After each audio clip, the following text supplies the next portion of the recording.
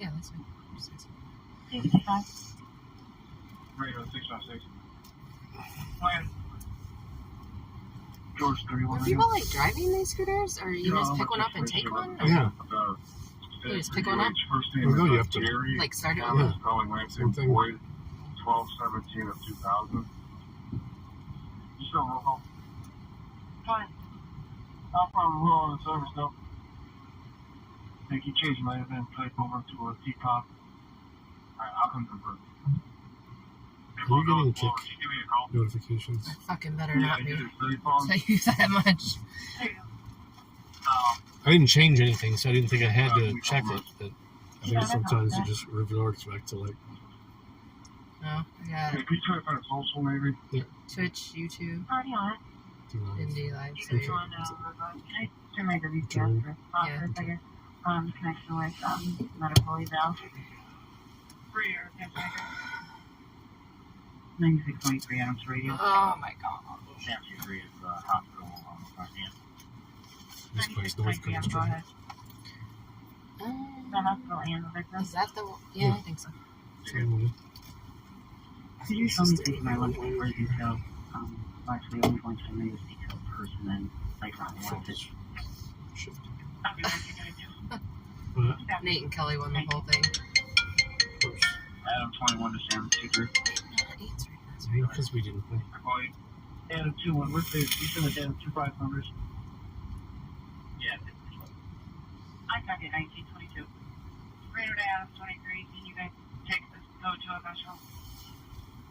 It's only that piece that's wondering. Said, of course y'all did, only because Doc and I didn't play. Dinner was great. 1922. Unfortunately, there was a band warming up the whole time, and it was loud and annoying. Right, 30th. They literally were warming up for an hour and a half. And just started playing as we left. Food was great. Had a fried chicken sandwich. 2 rib fractures and foot fractures. Connection with the 2 gas 51 volts. I got that social. The picture looks like that. It does. Go ahead. It's a horrible. 25/7 circle, loud music. I let it sit in You the can office for an hour, confirm with caller a month and a half before I was 815. like, nobody wants this. No one's coming to get Copy this. that. But how did you like get into it and everything, like, and get it You were going? asking me that. CRT available. You gonna rephrase that? Are we doing a CRT too? My husband has a secret phone, everybody. So y'all know. What's on Metro though? If I want to, I can just because Metro's month to month. If I want to activate it, I can. You know? Yeah, I just did factory reset. So Party 27 is over at 1617 Tarleton. Asking for your assistance. Connection with schizophrenic male. Schizophrenic? Let's go get him. Any drug use? Okay, it's a code to the cat's 509. Thank you. That's exactly what I told last time. Arts District. This is Gordon Square Arts District.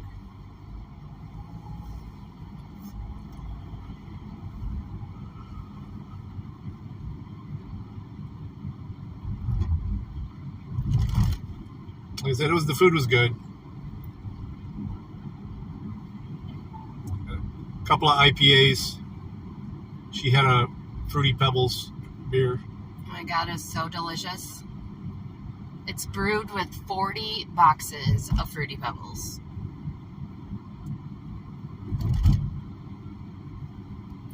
It's a 50-gallon bag. Yeah. Does it taste like Fruity Pebbles? It sure did. It's a sour. Oh, damn. That ladder's expensive. Oh, I needed that. Thank you. That ladder? We need one. That ladder's like $800. Really? Same to Choppers. It looks like Lebanon. Well, you know, there is a Lebanese village here in Cleveland. 1926. 1925. Radio to David Yeah, I started a little bit late. We were in a newer, much more gentrified district earlier. Sure. That's where we stopped. Very Very rainbow friendly. Go ahead. Call that.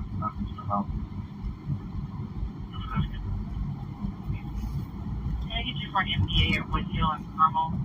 It will be a full rolled over. Ooh. Yeah, 26 arriving. Copy. 26. Bars 24 radio. We're clear. Can you send me 5033 or over the Column of my school? We'll check it out. Okay, copy 1927. George 4 site issue. 1927.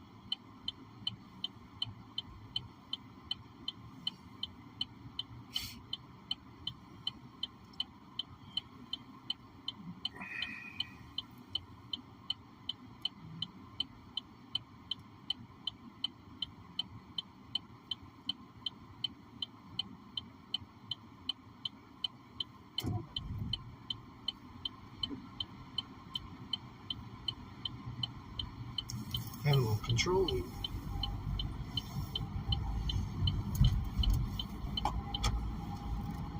This is Clifton West Boulevard, Historic District. I know I don't want to be in that lane because... I'm ready for robot. Oh, this is not the same one, is it? 723. We need to get over. Just be advised, we have a vehicle over at Woodhill and Mount Carmel. Try 27. That's over by housing. Is it? Yeah. Same 2 clear time. Yeah, but sorry, headed out the way. Try 25 is going to be going. Had to be going fast with a rollover. Sorry, copy. EMS not seeing it? Not yet, they've been advised. Okay.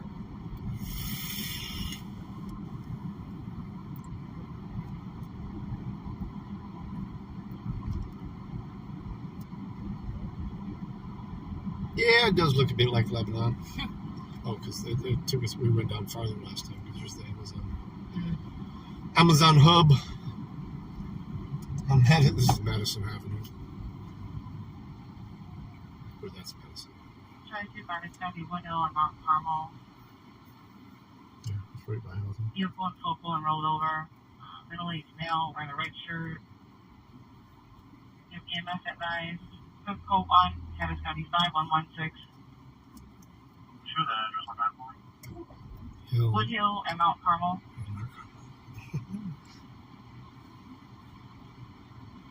Roman chariot. Sorry, can I just use that Oh, it's for sale. For this. 722 radio. 23, sure. Adam, just do. Hey, Ray, what's the cab for Crescent Osborne? My WCS just died connection with working A platoon, badge number 2112. Radio to robot. Yeah. Radio package. Thank you. 6726, comment. Caller seems to be picking up belonging to his ex-girlfriend. It's been a bit violent whenever he goes back. Oh, sorry, go again. I'll call the phone. It's going to be waiting in a goldish beige price for 200. The cab for Crescent Osborne. Charlie 25, show me around. 1929. Thank you. 1930. Or, it might be Valentine. Okay. Yeah, that one's 50-52. Right, before I mail remember that, when I got you last time, but you liked it. Wanda. I did.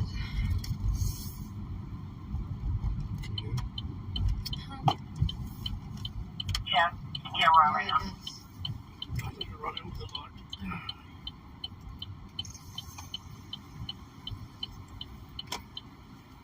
Hey, dirty dog. Hey! I'm probably going to Pittsburgh on Friday. Unless something I changes. got a chance to be from on the board. Just saying. Who's your dad? All right, we're going to run in the store real quick. We'll be right back. Watch the pup. question, Bobby. Charlie 240. Oh, say hi, Ivor. Sorry, just learn. You can see him. He's sitting up. Just hard to see. Oh, there he goes. Adam, he's reached radio when he will. He's probably gonna cry. Charlie Yeah, because he's probably gonna poop.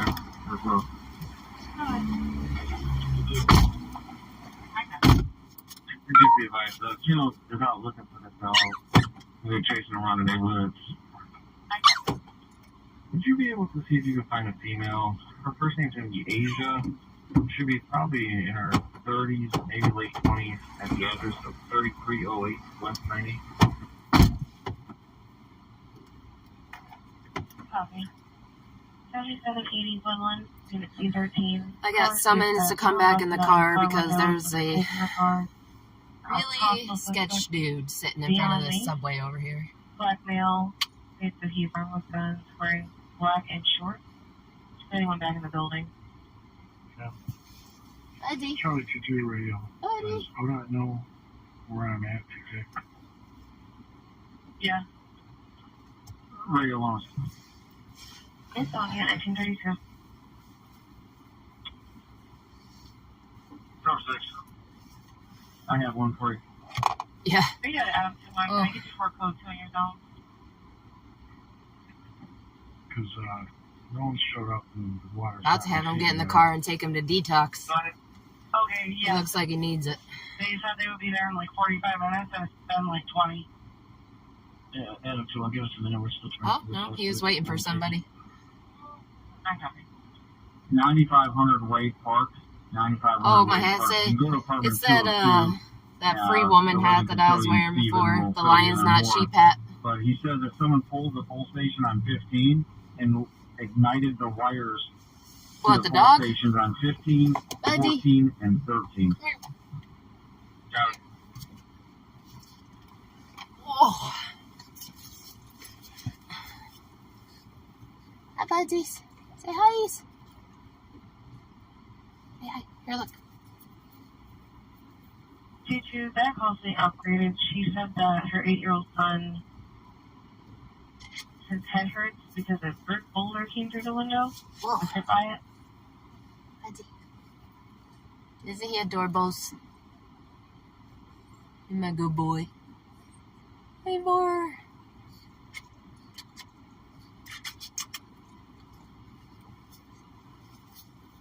Cabby, is she still there?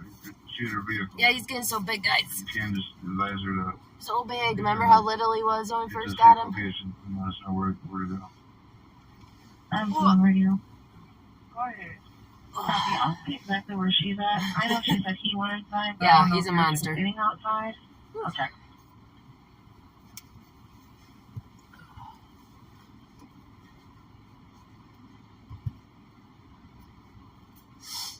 There's a gentleman that we down off when we approached him and told him about the little boy.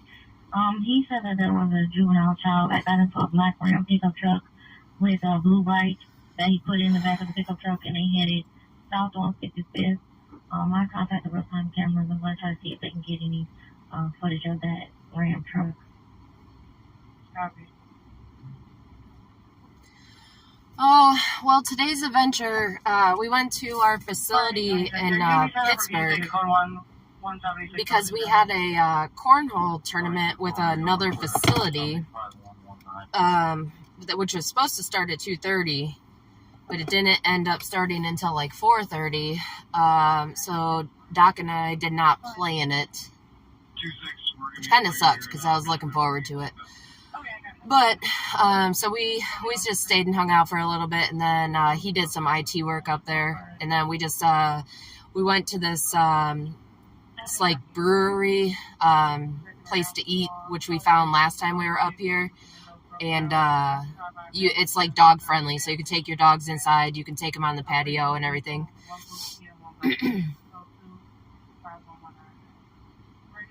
Oh no, we weren't in Pittsburgh today. We were at the Cleveland facility today, but Doc will be in Pittsburgh on Friday.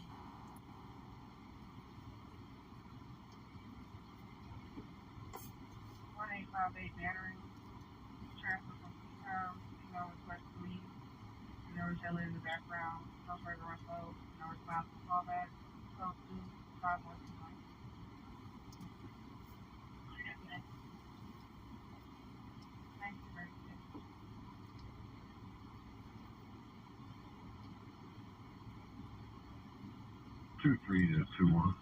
What kind of truck did it say? Was it SUV? Big truck? Yeah, I think that's what he was trying to talk to you about before he ran in the store. So I think he's gotta be. I think he's got to be there by like noon or around noon for. He's setting up the internet out there, I believe. So I think his appointment with Spectrum or whoever is at noon. Something like that. So I don't know how long it's going to take. He can tell you when he gets back in the car. I don't remember.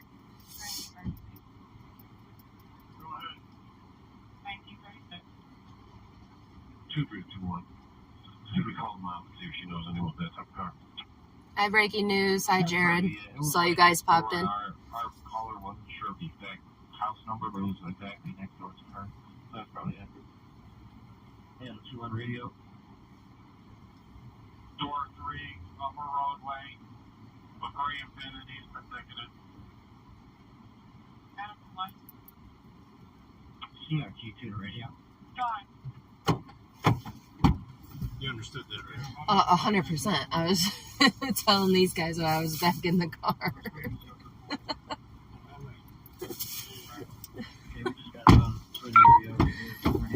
Yeah, I saw him first, and then that's when I looked over at you, and you saw him too, and I was like, okay.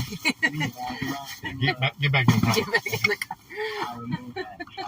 Well, he was waiting for someone. I was like, yeah, I'm about to tell this guy to get in the car, and we're going to take him to detox. And then he got up, and another one came out. I was like, ooh, I'm about to take both of them to detox because he was waiting for someone in there. I was like, no, we're not leaving the dog. We're not leaving the car running. Even with it locked. Not gonna happen. Something different. We didn't have that same thing. I remembered after I got in there. Is this mine? This ain't mine. Well, this is my shade. That was sea salt. Mm-hmm. I saw that sea salt. Ooh, salty. Okay. This bitch is salty. Dirty was asking what we did today, and I told him he thought we were in Pittsburgh today, but I said no, we're in Cleveland today, but that you were going to be in Pittsburgh on Friday. He said let him know what's up. Yeah, he said he was going to hit me up on Telegram. Yeah. Okay, gonna be a blackmail 5-4 retalk 2. I'll copy. I'll meet you there. No, wearing white Nike shoes. No direction travel and 11. The code is at 75081. There's 2 different. He's like, EMS device. Affirmative. I really want Ryan to text me back because I do not know if I'm on my screens right now. I believe EMS still has her on the line. I'm trying to see if I Hey, breaking news. figure out where she is. I do. Adam's 21 radio. Hello. I already said hi to him when he popped in. Is someone else popped in too? Oh, yeah, Jared. Jared is conk. So, Oh, same person? Yeah. Okay. And keto and creating. Lots of sock accounts, which I love because he likes me on all of them. 2 hours. Hour 44 minutes left. The guy told him he'll come in and buy him some food, and then after that they got into the truck and left. So we're gonna go. We get home, let the puppers out, the big puppers anyway. Yeah, that's why we really couldn't. Well, to be honest, after we were already there for 2.5 hours, I didn't really feel like starting a cornhole tournament at that point. But They just finished as we were finished with dinner. Yeah. So fuck that. Because once I get into a competition, I'm not. Nothing else matters. It's just the way I is. And they had to do it indoors because it was raining all fucking day. So, I mean, it's a higher ceiling, but still you can't get a high arc. And that's how I play cornhole. Yeah, I don't even think, like, it was kind of shitty because the boards were, like, really close to a wall. So it was like, I don't know. I didn't like the setup at all. It needs to be outside. Or in a gymnasium. Or something, yeah. And we had a shit ton of people, and we only had 3 sets of boards, so we gotta figure that out for next time as well. At least they were good boards, though. Yeah, they were good boards, for sure. Cheap ones that you get. Right. My computer's on this radio again. I get my line. What's on? Thank you very much. I want something different than that. I got you. I got a mad tree, too. Oh, what's yours? I'll see you in a second. Psychopathy. Oh, I bought you that one. I know. I was like, oh, she got me this. And then I looked right next to it. I was like, oh, okay, we'll try this, too. I'm trying to for time. Make contact with them, man. I'm not getting those.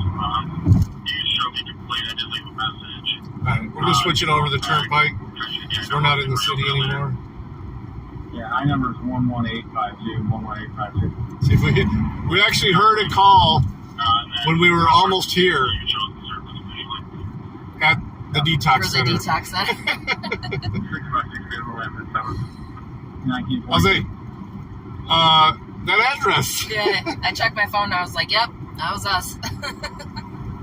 Because they put it in the team's messaging system, just letting everybody know, yeah, we just called squad out. Somebody with neck pain. But it said neck and back pain site, which I don't know what that means. I don't know if he was injecting into his neck or something. Is that a thing? Oh, yeah. Carotid arteries right there. Carotid vein, too. People inject themselves in the neck, the penis. The penis? Oh, yeah. You got veins there? Put fentanyl in your penis? Your pee-pee? Seriously? You've never had anybody admit to doing that? I've never done it. Well, I asked people, I said, what's your method of use? And they say IV, but I don't go, what, in your pee-pee? Like, oh, shit. That's his other one, too. Unicorn review. Well, they don't never say nasal. They're like, I snort it, I smoke it, I boof it, and I'm just like, okay, thanks. Very rare. Well, if they don't have, if all their veins are shot, yeah. I've been in that predicament. But You put it up your butt? No. Oh. Just where I mean, I am it. Like, so it hurts like fucking hell. Did you ever shoot up in your pee-pee? No. My pee-pee's not big enough.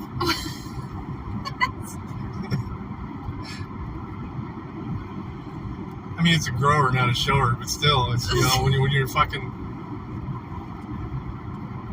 getting ready to get high, it's definitely not in its best shape. Kind of like that cold morning look when you get up. You know what I mean? I did not know that people would fucking stick a needle in their penis to get high. I guess you'll do anything to get high, right? Yeah, I mean, eyeballs. Oh. Yes. Yes. You put a needle in your fucking eye? I never did. No, I'm just saying people do that. People do that, yes. People get tattoos on their eyes. What are you talking about? Dude, you know how I am with my eyes. Like, oh my god, that makes me sick.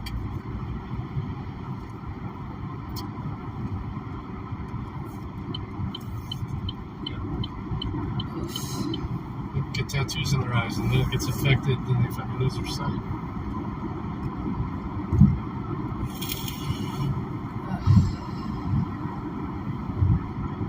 You can't have a neck tattoo, but you can get your eyeballs tattooed.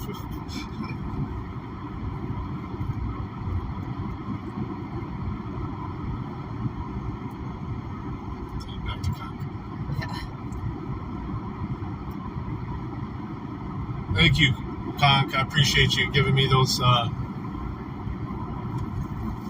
extra likes.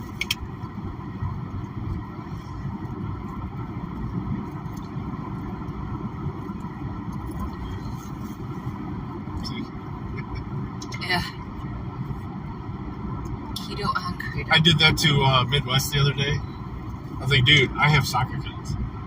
He's like, well, you want to do a soccer war? That was literally everything. Fucking, even the... How many do you have? I mean, every Gmail account I have, you can like a fucking YouTube video with. Yeah. And I'm logged into all of them on my phones because I use them, you know, for work and shit. IES, Legends TV,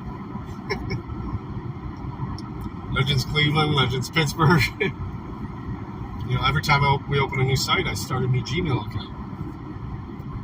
In mine, I've got .quick, inDOCtriNATION, I've got Computer EMS, DocNation, which used to be Uncle Gbot. Wait. Huh? Is it okay? I mean, inDOCtriNATION used to be Uncle G-Spot. Oh, yeah.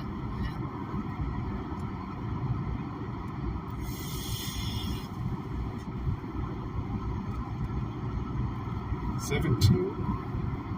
I don't think it's 17. No, I'm not sweating the neck tattoos. I'm just telling her she can't get them. She just sleeved her arm. She's gonna get her boobies done next. I don't know. Those are just for me tattoos. I don't know what I'm doing next. I've been thinking long and hard. No, I got nothing against neck tats, man. I know you got them. We've seen you, dude.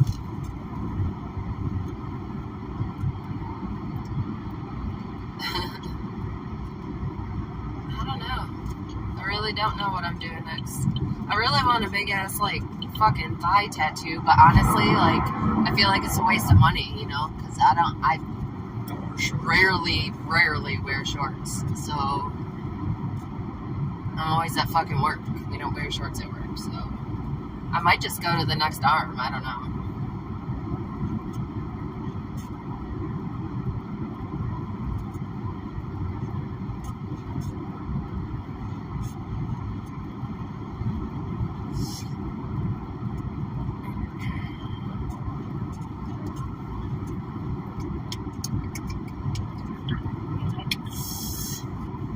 He owed that much in property tax? Yeah, because they don't have sales tax or income tax in Florida, so the property tax is through the roof, ain't it? I forgot about that. Where? Florida. Oh. I thought it was cheap to live in Florida. Well, I mean, yeah, as long as you don't own the property. It's property taxes. But that's one of the reasons my grandparents sold the hotels. Because the property tax was going through the roof in Fort Lauderdale. And people weren't going there anymore for spring break as much as they used to. Back in the 80s, that was the place.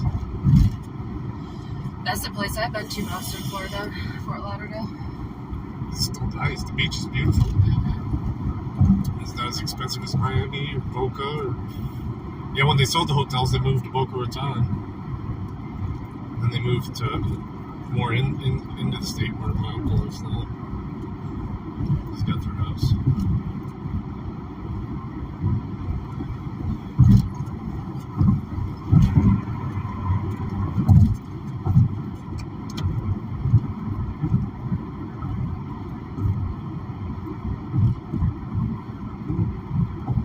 Yeah, you scared me with those neck tats, Dirty Doc. Yeah. I don't ever run into people with neck tats. Yeah. Never see those at Detox, ever. Or where I hire. Yeah. In fact, there's managers there that have neck tats. He said, oh yeah, we did meet. I got pictures of you, bro. Picture.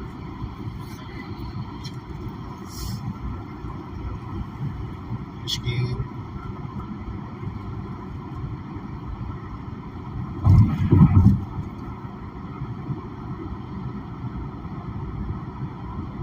Oh no, I know. They just tend to disagree with us on that fact. They're breaking news. All taxation is theft. Avon, Ohio welcomes us. Hey, we've been to that, Myers. Oh yeah, I remember that. This is the very first time you left me in the car alone. They're like, entertain these guys. I was like, hi.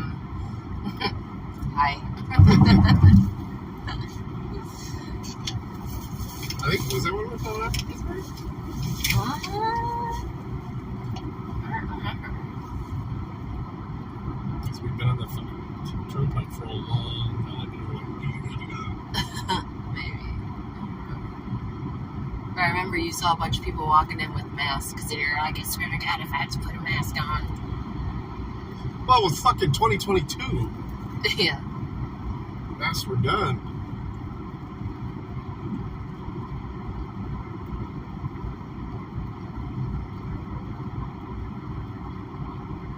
Oh no, Pic's proving my existence.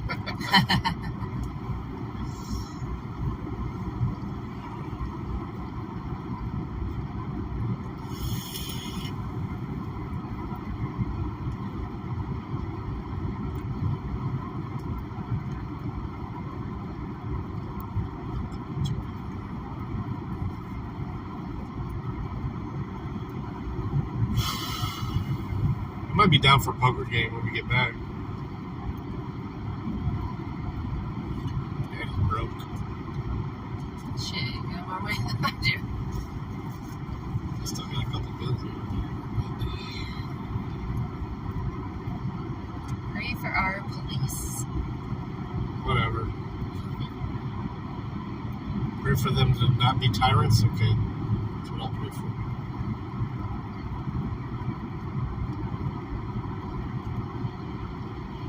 That's a nice beaver.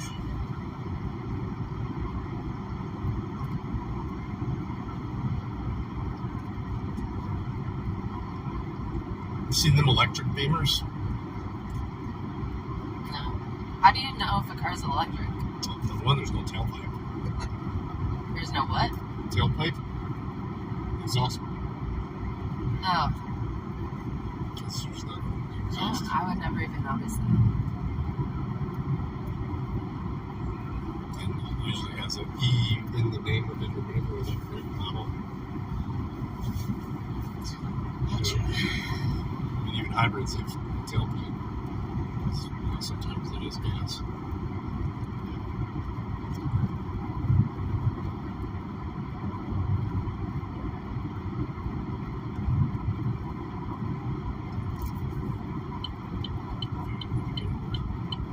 I got cars stuck up behind me here.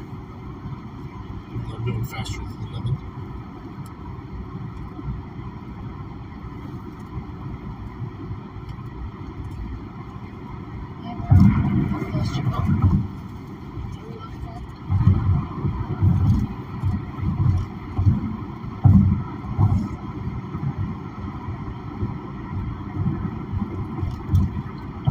Mercy Health Stadium? It's gotta be like their AAA or something. That's not AAA. 1A or AA. Oh, whatever. There's the only other AAA in Ohio is Cincinnati and Columbus.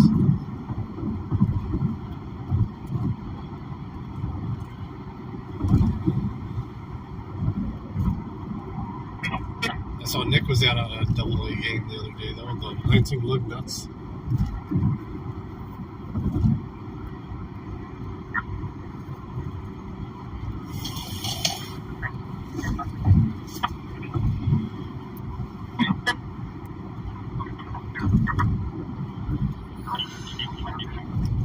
Sounds like aliens.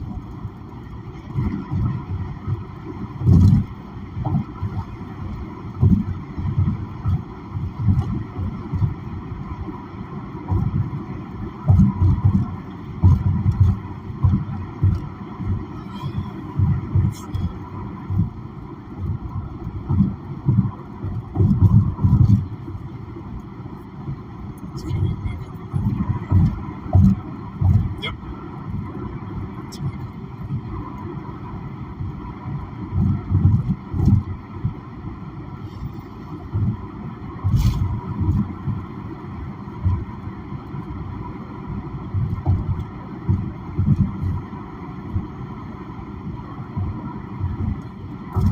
This billboard seems like a huge waste of money.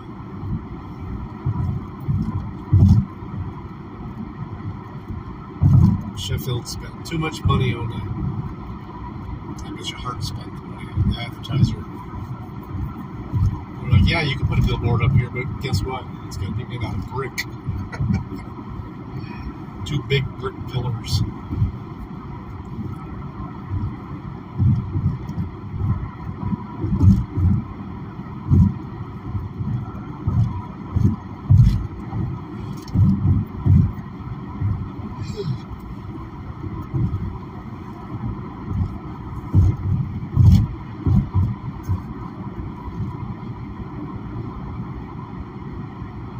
Quaker Steak and Lube.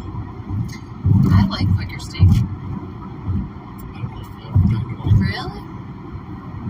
They make you sign a waiver for this one hot sauce that they have. Yeah. Yeah. The place in Monroe that does that too.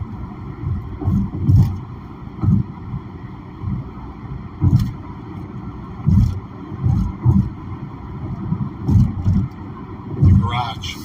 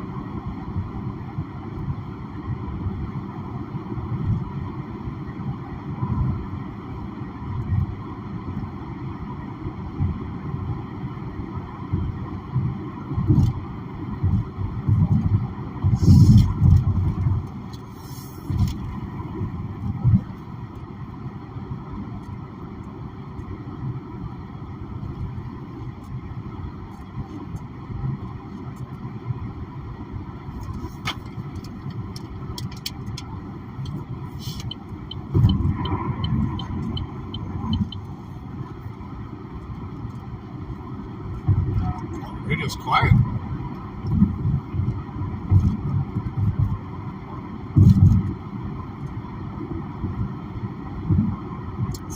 Right. Is it bad that I'm just sitting here thinking of ways that I can make Dr. D's life a fucking living hell?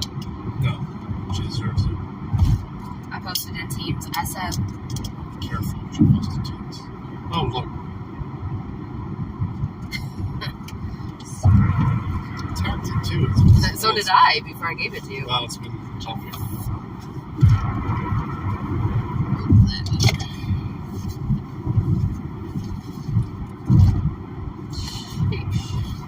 Just gonna let that chill for a second.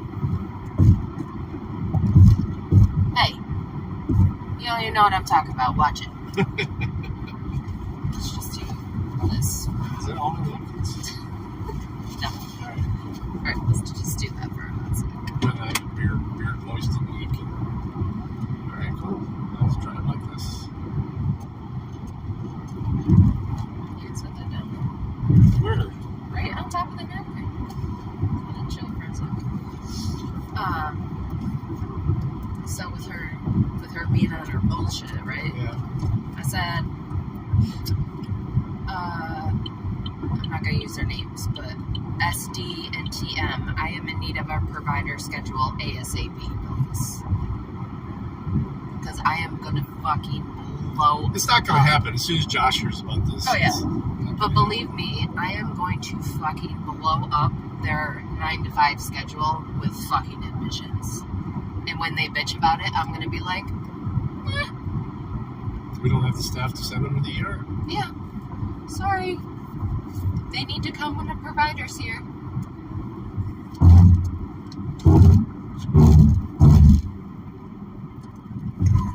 It's not like she isn't paid for what she does at night, yeah.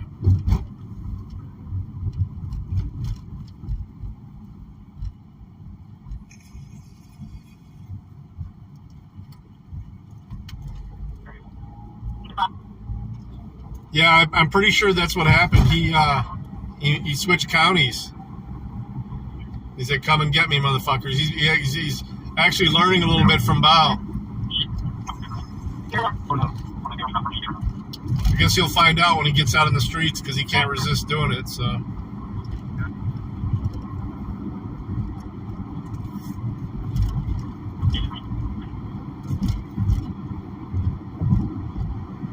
How's that more now for his runs for like 4 years? Just so I can get my fuck. He calls once a year on the anniversary of it and trolls the fucking sheriff's department there. He's like, "Well, why haven't you come to get me?" "Well, where you at?" I'm right here. And he gets like, "What, because I'm Asian, you don't think I'm worth coming to get? If I was black, you'd come get me."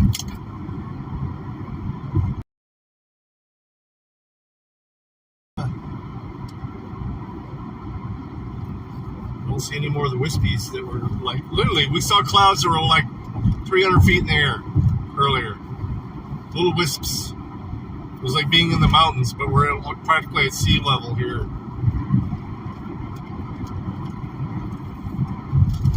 Probably like 100 feet over sea level. Oh, Copper's going to get someone. Where? Up there. He's pulled up. Oh. That's like, yeah. It wasn't even on here either. Well, maybe he's going to get someone else. He might have did a quick Yui. Oh, yeah. We're listening to their radio. That's true. Maybe he just decided to spin around. Hey, you know that, you know when you take 20 to go to Green Springs and you pass that, little sheriff's station, like right before you start going into Fremont? The Sandusky one? Or the Ottawa? Yeah. Yeah. You know it's bulldozed? It's completely fucking gone. That's where, I went and picked up Sam from there one time. Oh yeah? It was gone. Like, just one day it was fucking... I don't know. It was like, it was there on a Friday, and the Monday that I went to work, it was just gone. Like, okay. It was pretty shitty inside there when I went to pick him up.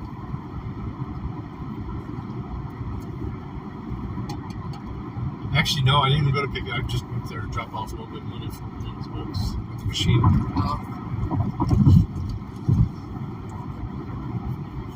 Remember, he called me from there.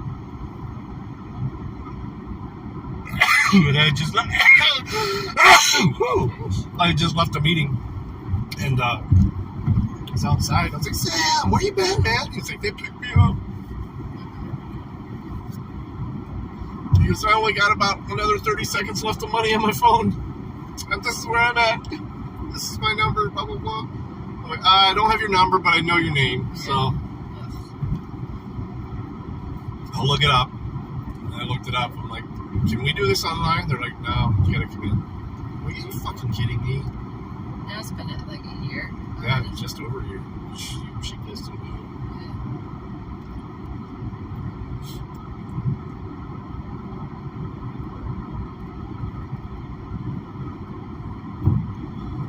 Yeah, in fact, when he was leaving his last court date, the judge tried calling him back in.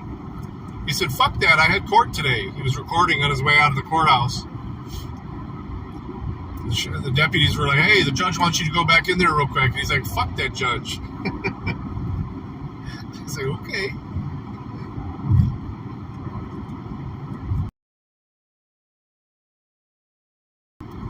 Odd statements that Bao keeps playing.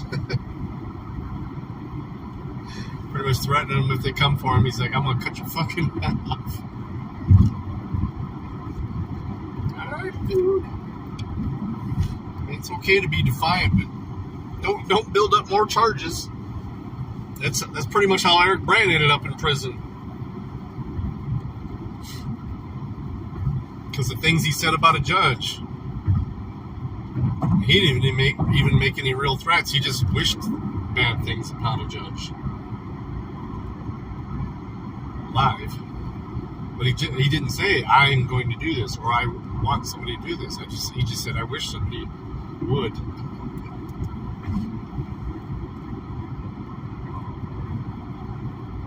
Yeah, I agree. Breaking news, but when you're on the side of the road with the tyrants, I mean, basically, what the wife was pulled over for and then threatened with arrest was exactly what you're talking about.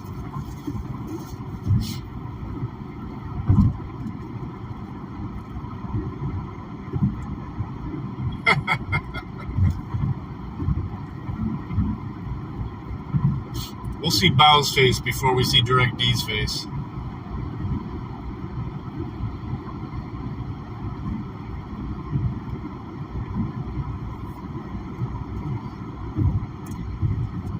I forgot how tangy it is. Again, it's already overflowing, so it's kind of a flattish. When they do that, then he tastes it. Oh, there are whiskeys. Look. Here. Those are a bit higher, but it's weird how there's 2 levels in there of clouds in the atmosphere. That's true. That's true. Bow's already got Bow coins.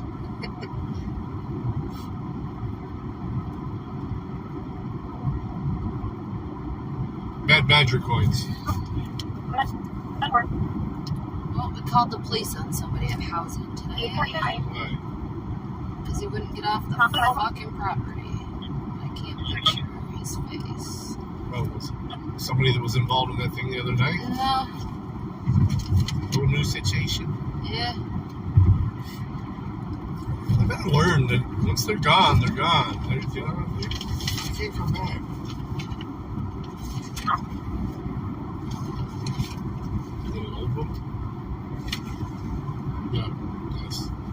Never got a picture of him. Well, he just came. But they never got a picture. What the fuck? Okay then.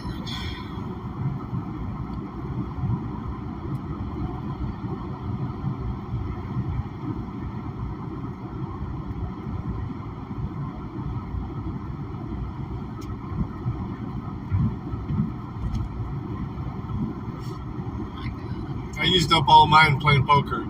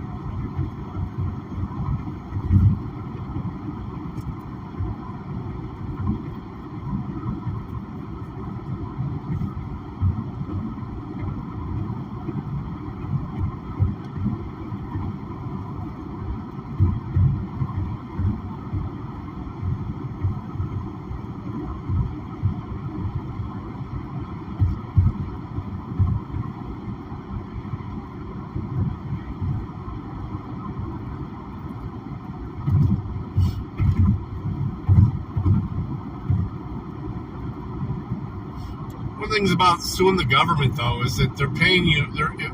When they settle with you or when they pay a judgment on you, it's literally coming off of stolen money. You know, it's not like the government earns money in any legal way. You know.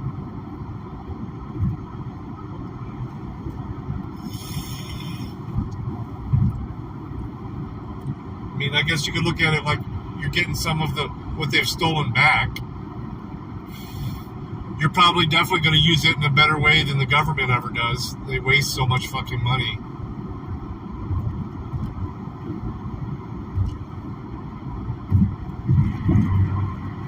I mean, there's literally whole departments that could be shut down. I mean, they're actually illegal.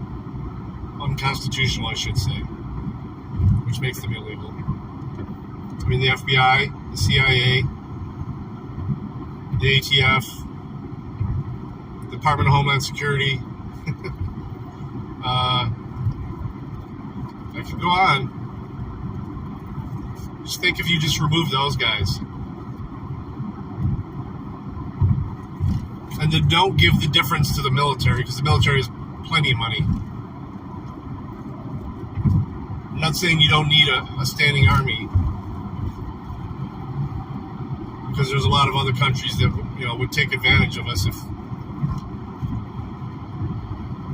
we didn't. But we don't need to spend what we spend on the Army, and the Navy, and the Air Force, and the Marines, and the Space Force. Well, BLM, Bureau of Land Management, yeah, that could go.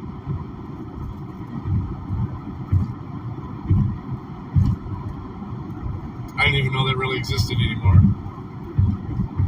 I mean, I guess there is, but. And then, let's look at some departments. Get rid of the Department of Education. The government should not have anything to do with schooling. Get rid of the IRS.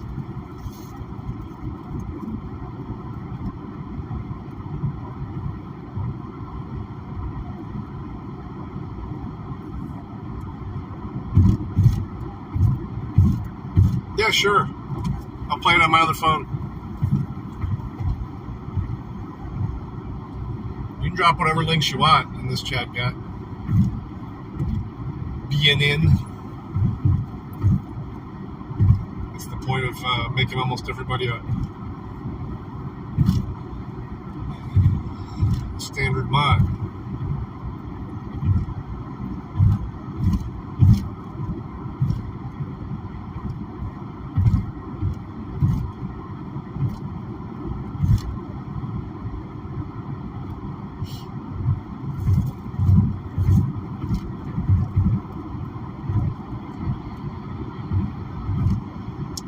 This truck is running up my ass. I'm doing over the speed limit.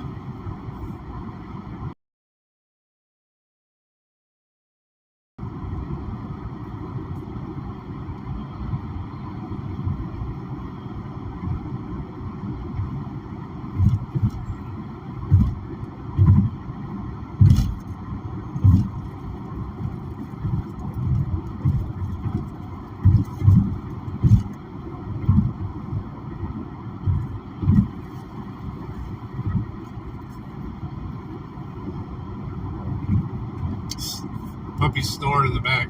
I think there's something going on here. Oh, as soon as I said it, I hear something. Oh, it's trying. It's probably good that it will not hear me, because it sounds like shit. You said it.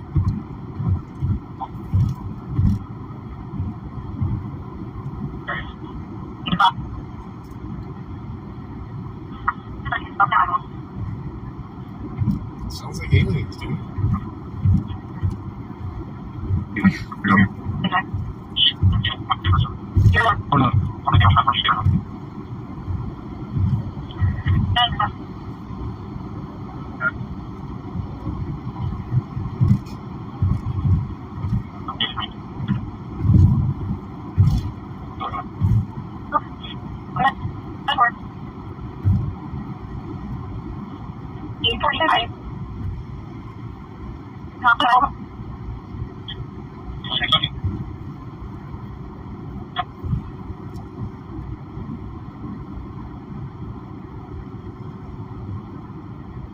Waldorf School, what's that?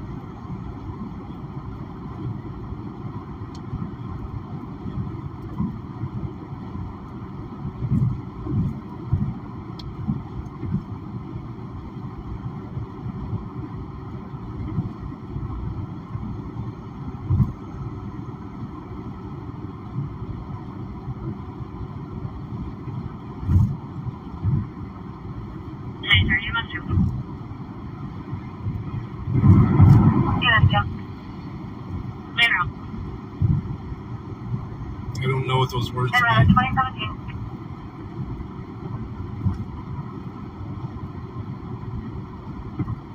EMS is en route.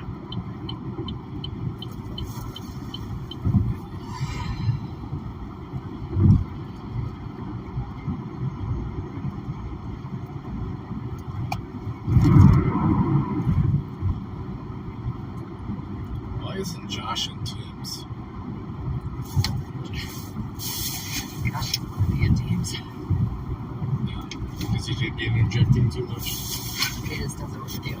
He doesn't have anything to do with it. Candace William. I don't know.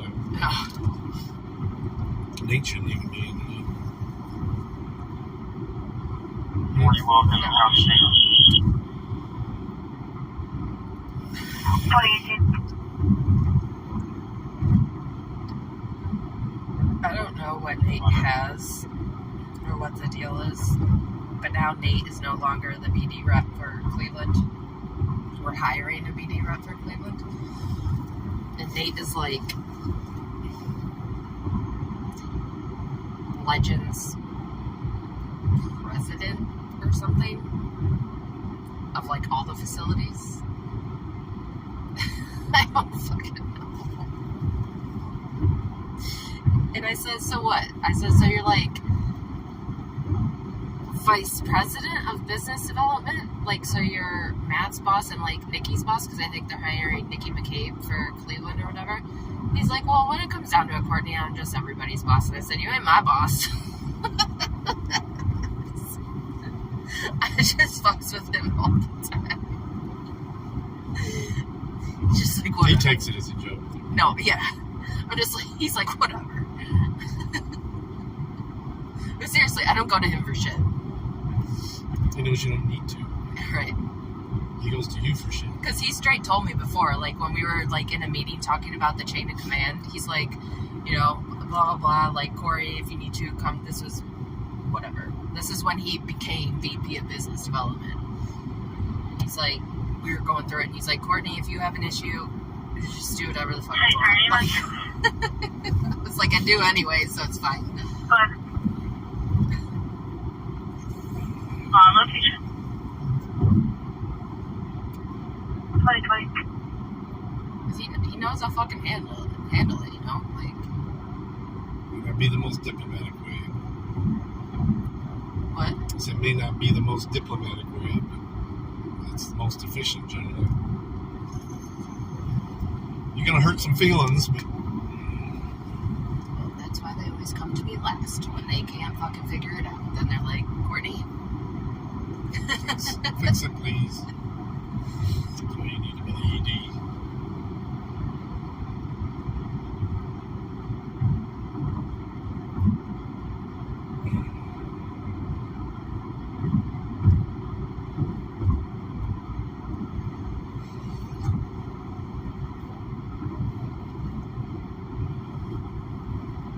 That's fine. I like religion stuff. Just my religion.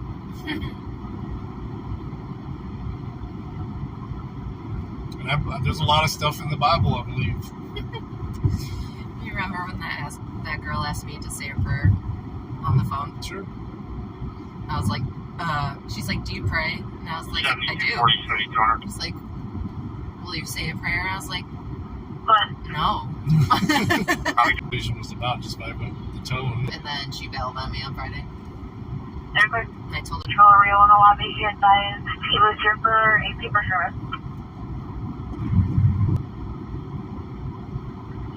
You're clear. I believe 40 has that paperwork in his car. Affirmative. That's clear. I will head over to the jail, get that paperwork, and head on over to the communication center. Thank you. Sounds wonderful. Thank you. The cement plant always has a weird smell. that's a cement plant. No problem. In service returning. 2023.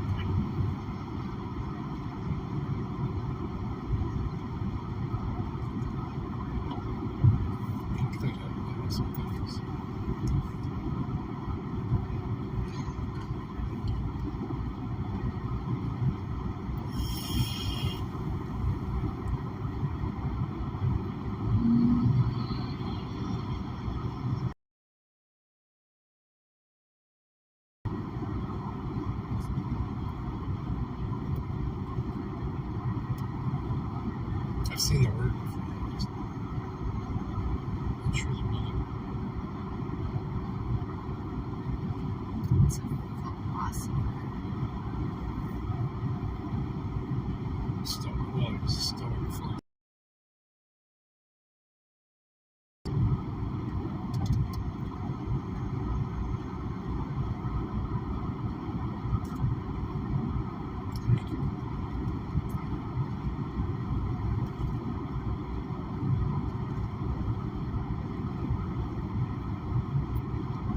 One of the founders of cynicism.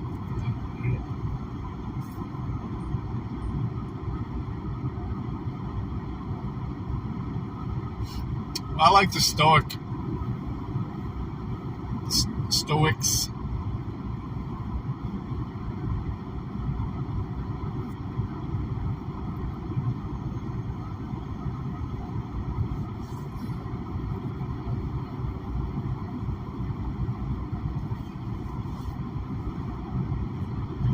In fact, when I used to have anything to do with Facebook, I used to do a new Stoic quote almost every day. Remember that?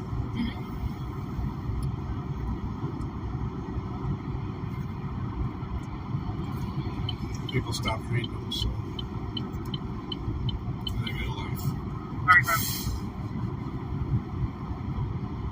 Go ahead.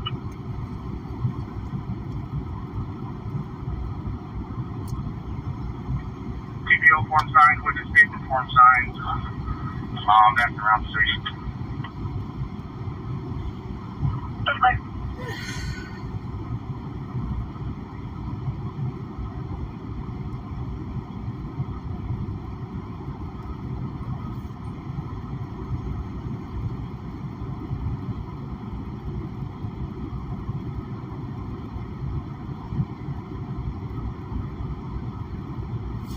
That seems to make sense.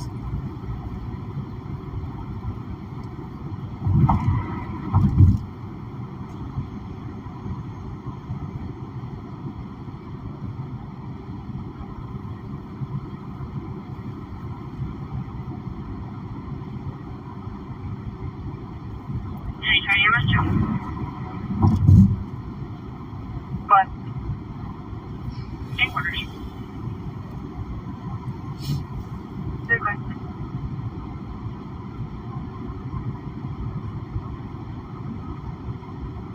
Just the modern Bible is so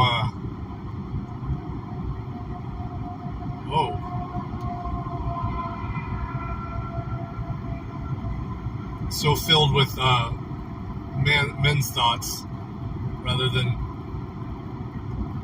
the stories as they were told. So many books have been removed that actually had knowledge.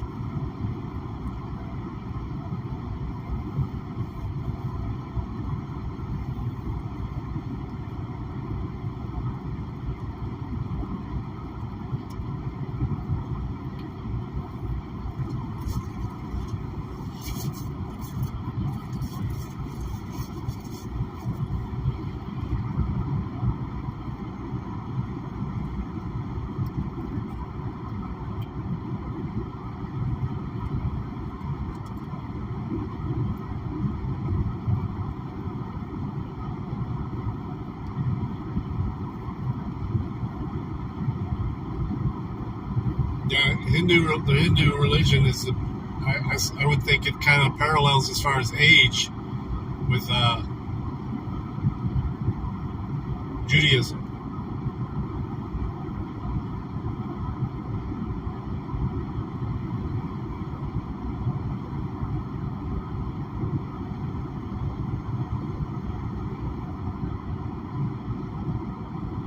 But even that, there's so many different branches and sects and stuff like that.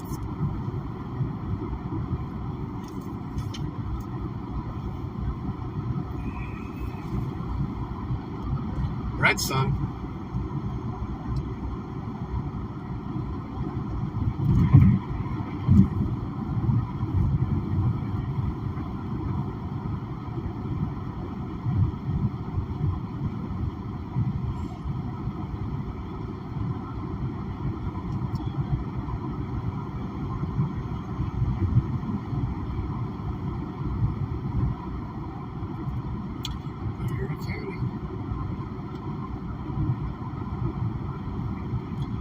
wife's got a lot of books on heathenism as well.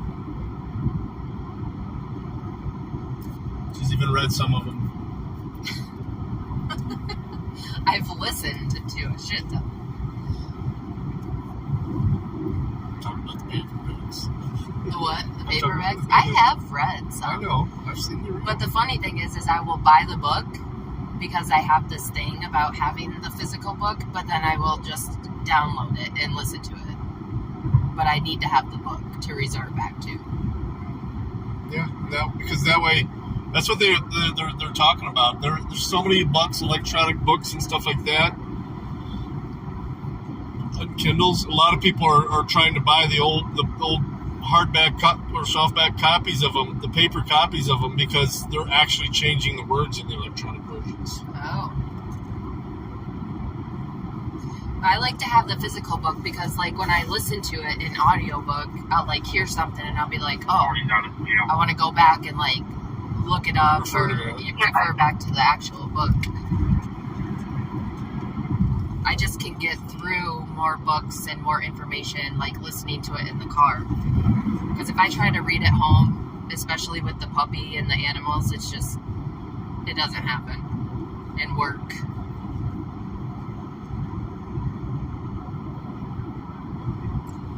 Yeah, but they've already caught them doing it with a lot of books, a lot of classic books, too. Yes, sir.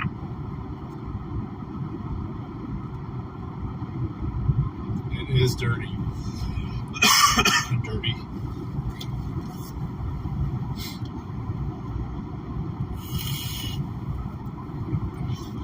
Should be good. The cloud's pretty big.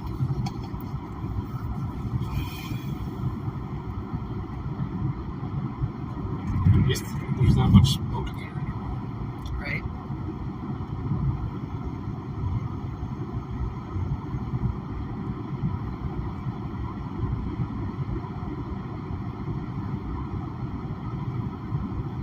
It's shade. It is.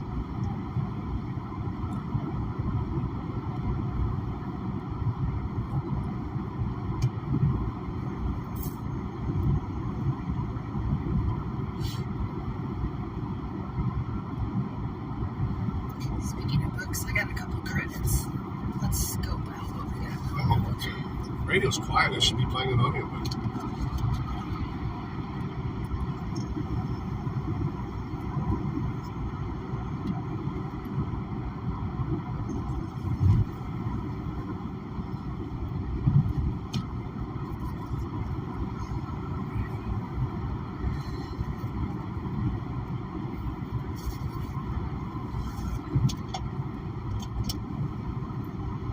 Ooh, this is a good one. You ever,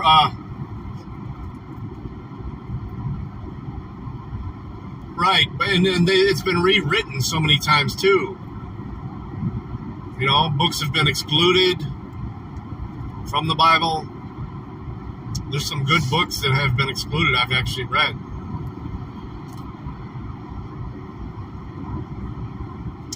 Anarchy Exposed.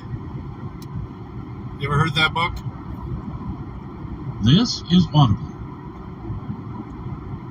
Patrick Smith. Anarchy Exposed. A former police officer reports on his investigative journey. By Shepard, the voluntarist, and Larkin Rose. Audio introduction by Shepard, the voluntarist. Audio performance by Patrick Smith of Disenthrall. Introduction. When I first thought about the word anarchy, I naturally thought of chaos and mayhem. I assumed that anyone who called themselves an anarchist must be in favor of disorder and violence. Everything I had seen in school textbooks, police academy training, and the media had given me that impression. My law enforcement career started with a couple years in a big city jail, then other assignments including patrol, SWAT, and detective. I never met an anarchist in all of that time and never knew of any sorts of crimes they'd done. Still, the word seemed to mean something bad.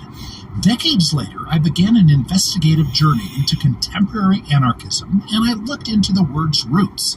I was very surprised. I studied the works of legendary and contemporary humanitarian philosophers, including Mahatma Gandhi, Ayn Rand, Karl Wagner, Murray Rothbard, the Stoics, and Larkin Rose.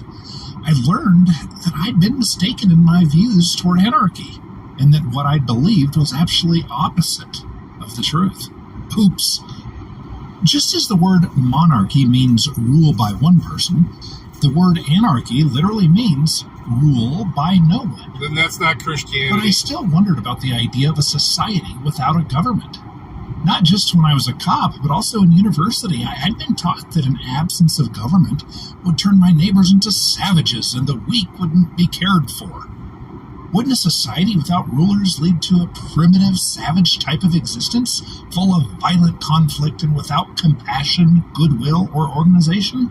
Many hundreds of hours of curious investigation later, I uncovered that that was a completely inaccurate picture of what anarchism means. Oops again. I invite you to join me as I describe the in-depth investigation that I conducted. I have a passion for truth and for goodness. I love people, and I wanted answers. You're invited to partner up and ride along as I re-examine the case. At times it will be fun and enlightening, and at times very challenging. I learned that being curious and seeking the truth was hard work. It was not as easy as believing what I'd been told by those who I thought were authority figures. I learned that authority is in fact a dangerous superstition. Larkin Rose, who I mentioned above, assists me with the framework of the philosophy in this book. Larkin is a contemporary philosopher who has a very blunt manner. His passion as a humanitarian is to confront bad ideas that cause harm to people. Together, we hope to help you look at the world through a different lens. If these ideas sound appealing to you, perhaps you will want to read his book, The Most Dangerous Superstition. Chapter 1. The Start of My Investigative Journey. In my mid-30s, I began caring about philosophy, politics, and things social. Sure, I had an undergraduate degree in social science, but I had not really thought about the issue in any depth. I realized that the values I cared most about were honesty, peace, and freedom. In some ways I leaned left, in some ways I leaned right. I found that the anchor in the middle was always liberty. Was I a libertarian? Well, I'd never tried weed, still haven't, so I couldn't be a libertarian, right? I wondered if my misgivings about a society in which there was not a ruling class stemmed from my misunderstanding of what the philosophy of moral libertarianism was about. I later realized that I distrusted anarchy as a system because of my lack of knowledge.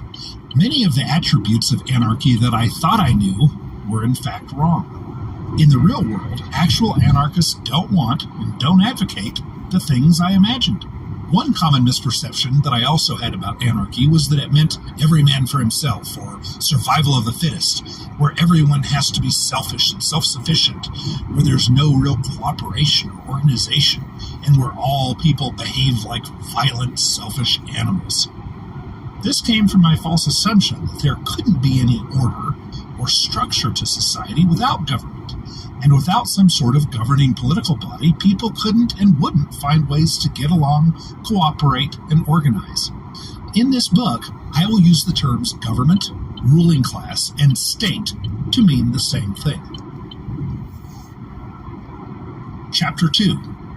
Can people accurately predict complex systems? Many things in life are simple, even if they are difficult. For example, you know what? I'm not doing a very good job narrating. I don't have the greatest voice, and I'm not comfortable narrating. Patrick, would you mind taking over from here? You are very good at this. Would you take it from here and narrate the rest of the book? Shepard, I'm honored that you even think that my voice is worthy of your words. Yes, I would be happy to. Let's get started. Chapter 2. Can people accurately predict complex systems? Many things in life are simple, even if they are difficult. For example, math is a well-established science, and if we wanted to add up all of the numbers in a phone book, we could do so. It would take a long time, but it would be simple. Another example is predicting roughly where a tennis ball will end up if thrown in a particular direction, at a particular angle, with a certain amount of force. If I aim toward the corner of the flat paved parking lot, I can be pretty sure where the ball will wind up coming to rest. This prediction is simple. On the other hand, let's change a few factors and consider a different kind of ball, this time a football. We will also change the surface from flat and paved to bumpy and slanted. We also don't know if the thrower will throw the ball correctly or if it will be thrown in a tumbling fashion. This example of throwing a football is much more like a complex system. This issue of complexity is important to us because Prison without body an armor. understanding of complex systems, this book would make less sense. A complex system is a system composed of many components which may interact with each other. Examples of complex systems are Earth's global climate, organisms, the human brain, infrastructure such as a power grid, transportation or communication systems, social and economic organizations like cities, an ecosystem, a living cell, and ultimately the entire universe. Complex systems are systems whose behavior is intrinsically difficult to model due to the dependencies, competitions, relationships, and other types of interactions between their parts, How'd the baby shower go? or between a given system and its environment. It is acceptable to lightheartedly make predictions about complex issues, but the predictor should know that their prediction will probably be wrong. We can plan a picnic for next weekend, however, it could be windy and rainy. Systems that are complex have distinct properties that arise from these relationships, such as nonlinearity, emergence, spontaneous order, adaptation, and feedback loops, among others. Systems exhibit complexity, which means that their behaviors cannot be easily inferred from their properties. Any predictive modeling approach that ignores such difficulties or characterizes them as noise, then, will necessarily produce models that are neither accurate nor useful. Human actions are a complex system. This is why all governments are always unsuccessful in achieving their stated goals over time. Throughout history, people who are either ignorant of complexity theory or are so blindly egocentric as to think that they can predict 328 steps into the future have chosen to be central planners. On a small scale, things can be predicted with more certainty than on a large scale. You and I might predict that an 18-year-old who values a long marriage with many children marrying a 96-year-old person is not the best choice for the 18-year-old. Even on this small scale, I should of course only offer advice and not use force or coercion. Many of the things I will discuss in this book require a basic understanding of complexity theory, and now we have that understanding. Chapter 3. But we need some government, don't we? After much contemplation, I had to be honest with myself. In reality, government is never about true cooperation. Whether it is a republic, a democracy, a dictatorship, or some other form, the government always constitutes a ruling class who gives commands called laws and uses violence to punish anyone who disobeys. I had to be honest. That is not cooperation. That is domination. Government, even at a small on everyone else, and making them obey. It forces people to fund what the state wants by way of taxation. It forces people to cooperate with its plans by way of regulation and legislation. Ultimately, the state's preferences are enforced either with the threat of violence or with actual violence. I knew this well, because after all, I had been a police officer for 10 years. I had naively thought that if I was scared about a possible consequence of chaos or other scary things, that I could then ignore right and wrong just so that I could feel safer. In contrast to the government, true cooperation is about people voluntarily working together of their own free will, without anyone else forcing them to do so. Good folks agree that this is a good and moral way to live. And I knew that people already do this in thousands of different ways every day without politicians, lawmakers, or law enforcers making it happen. I had to move beyond my dogmatic views and realize that cooperation does not require political power to exist. I know that authoritarianism and government power can be used to force people into various forms of organization. That is one of the many ways that you and I and our neighbors could be socially organized. I don't imagine we should do it this way, though, unless we didn't like, trust, or respect each other. In other words, if we liked, trusted, and respected each other, we certainly wouldn't need a third party to organize or rule us.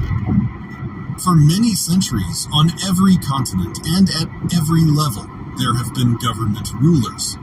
However, this does not mean that people are incapable of organizing without being forced, which we already do in many actually wonderful ways.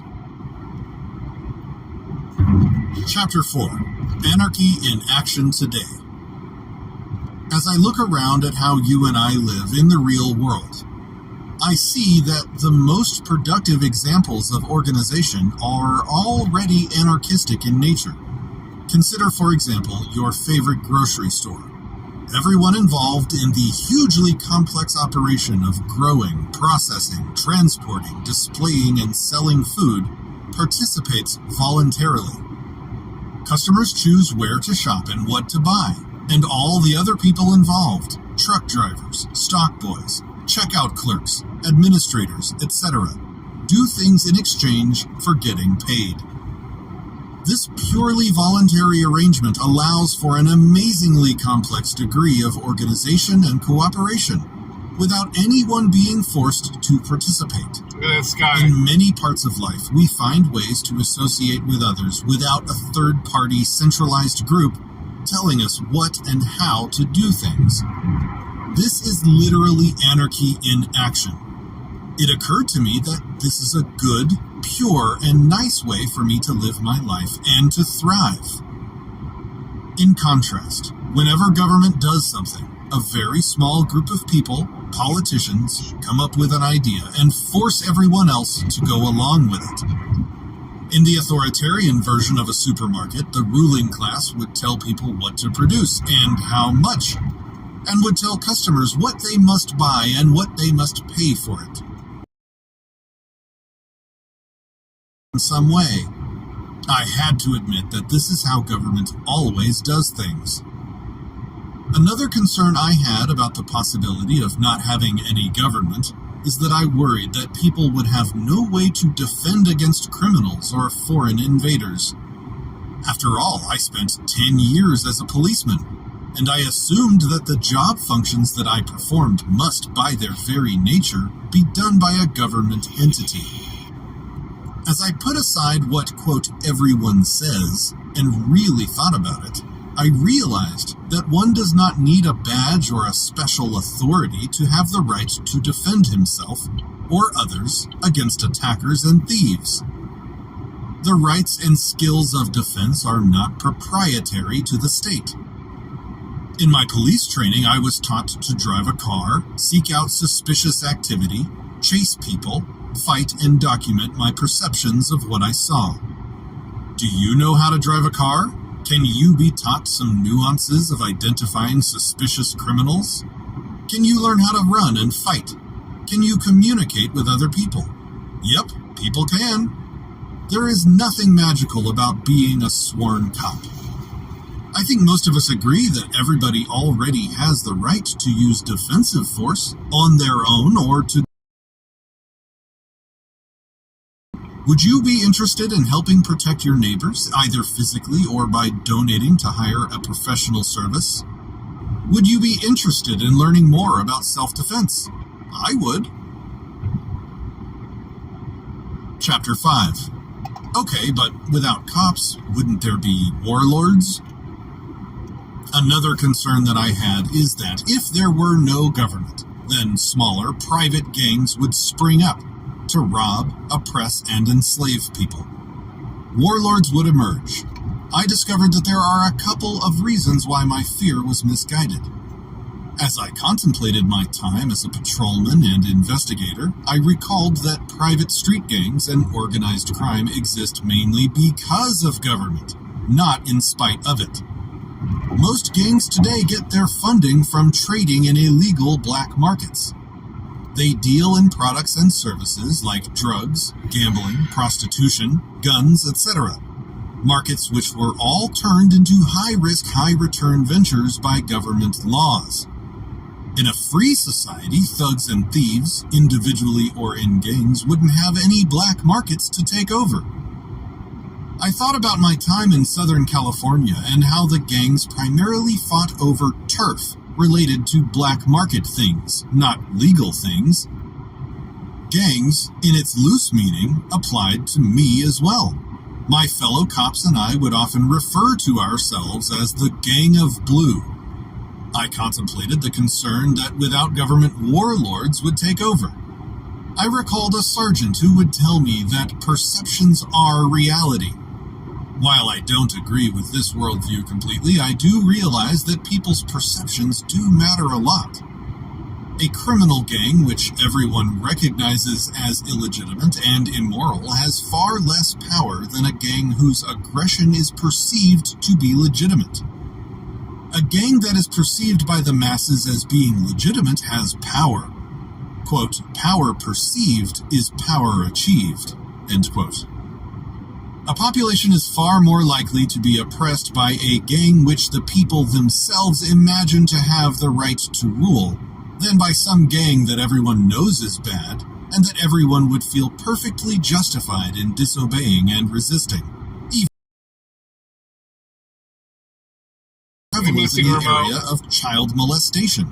The abuser is typically a person known to the child and is older and viewed as a likable authority figure. When we legitimize gangs, there is a shift that happens. The gang changes wording from bossy dictates to laws. Anyone who disobeys is now labeled a criminal. I had been in just such a gang of blue. I had bossily carried out the politicians' rules of law. Join me in a thought experiment, please. Imagine a private gang trying to do what government now does, extorting and bossing everyone around. But imagine if they tried doing the same things without any aura of legal authority. Then imagine how a population of informed and armed individuals would respond to this threat. My tactical experience leads me to think that the gang would fail, quickly and dramatically, and all those who resisted them would be viewed as righteous heroes. In the legal gang scenario, when people feel morally obligated to obey the politicians' laws, any person who resists is viewed as a criminal, a traitor, or a tax cheat, even by their own friends and neighbors. I realized that I was guilty of this fallacious stinkin' thinking. I thought that government domination was necessary and valid, and so, as a citizen, I cooperated in my own victimization. As a policeman, I helped cause my neighbor's victimization. I had to acknowledge that that is why the government gets away with far more oppression and extortion than private gangs ever could.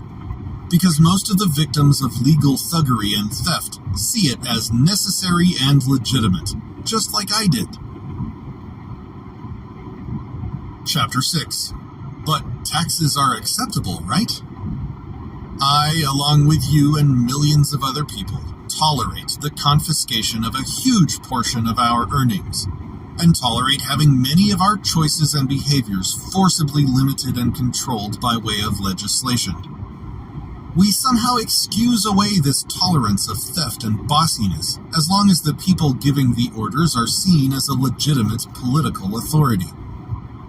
Based on my years in law enforcement, the many tens of thousands of people I have met since rising to work in the free market, along with my study of human nature, I predict something quite nifty. I think that in a situation where the people don't accept the idea that someone else has the moral right to steal from them and rule them, the people would stop cooperating and start resisting. Imagine that. While some people argue that taxation is an acceptable form of stealing, and the only acceptable form, I do not agree. Robbing or extorting others is contrary to my principles, and I have not been able to find an intelligently honest excuse to make any exceptions. Based on my observation of history, I concluded that a lack of an authoritarian ruling class would probably make my neighbors and I far less susceptible to being extorted and dominated, and far more likely to disobey and resist any would-be thieves and thugs. I don't like to admit it, but I wonder if in reality warlords already did take over, called themselves government, and convinced me and their other victims that it was righteous and necessary for them to dominate and exploit us for our own good. Do you remember in the introduction when I mentioned that some of the things I realized in my investigative journey out of naivety were uncomfortable for me? Yeah, this was one of those things. I argued with myself. Yes, but the U.S. government is better than many of the other governments. I believe that that is true. A government that steals $1 is better than one that steals $2, and is far better than one that steals $20. Thinking about logic and fairness, though, I thought of an example. Isn't a wife-beater who hits his wife once better than one who hits his wife twice? Well, I had to admit that the answer was a resounding yes. This absolutely did not make doing a bad thing okay, though, whether it is theft or physical abuse.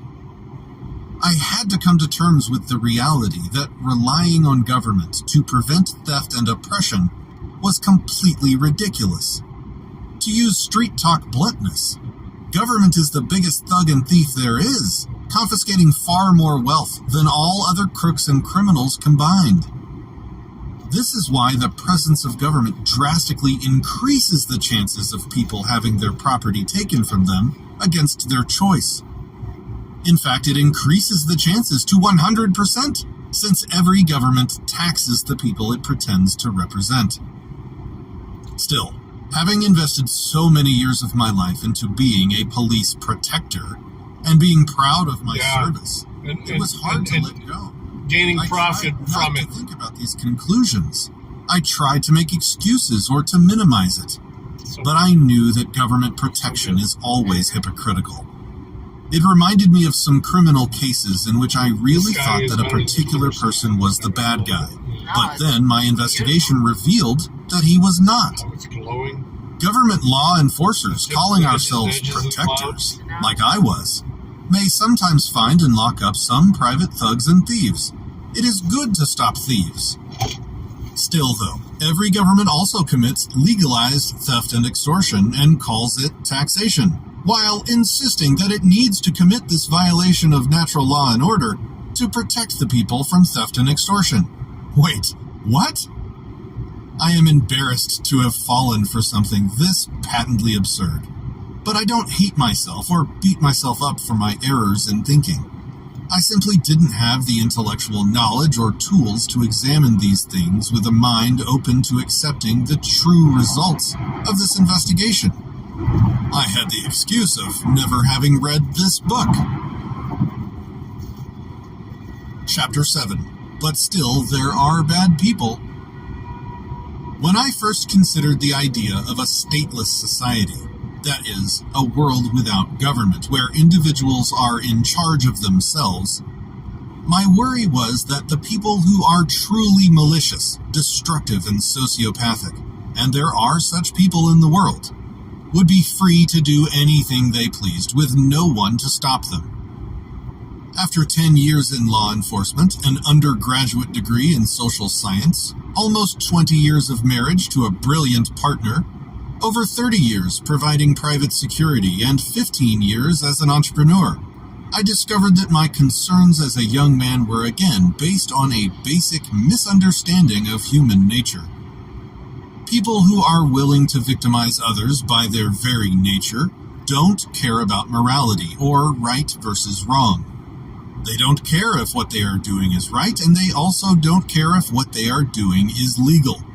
They care only that they can get what they want. Beautiful, isn't it, Mr. Remote? If they harm others.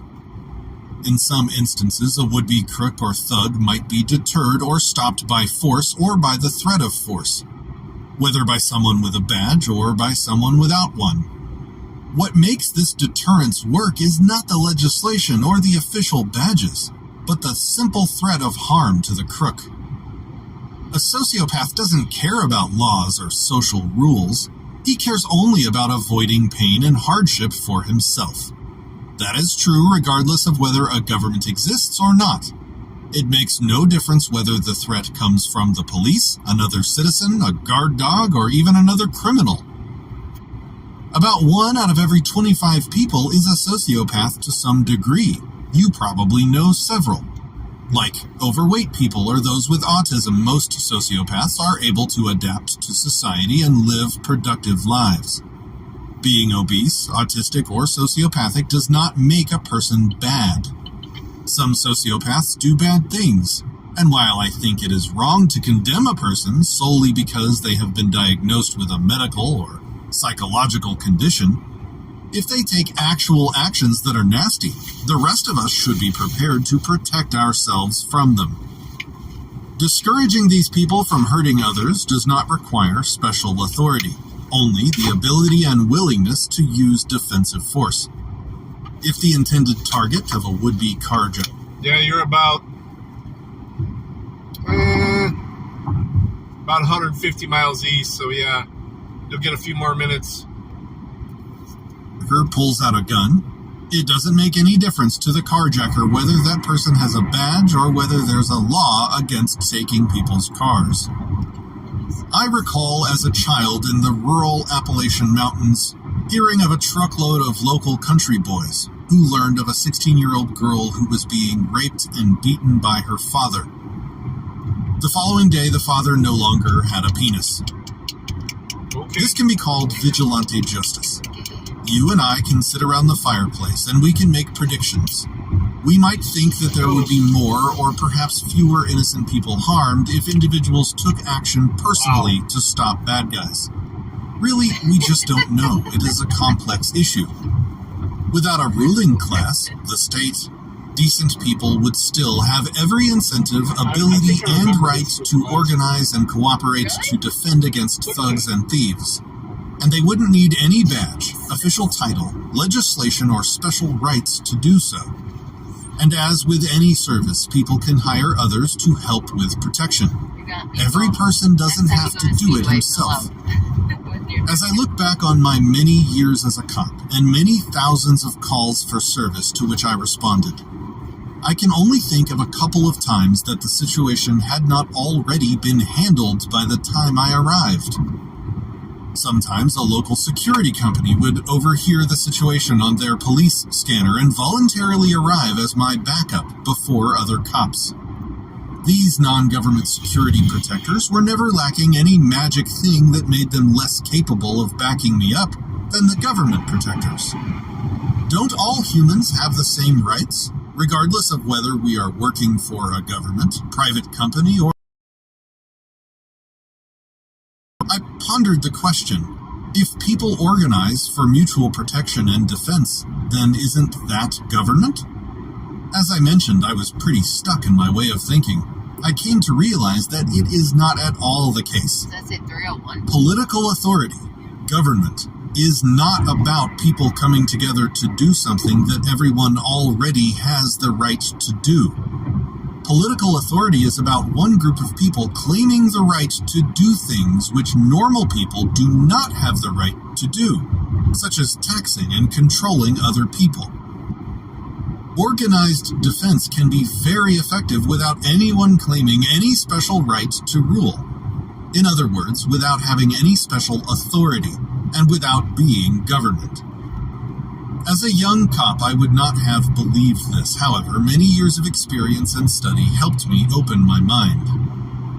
My experience was that even though there was a government, and even though my partners and I patrolled the streets, there were still freelance thieves and thugs who were not deterred by the laws of the politicians anyway.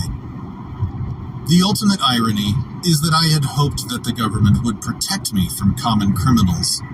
In fact, a government, even a government that was better than some other governments, always ended up being the biggest thug and thief around. I was a part of this failed system. Returning again to street talk language.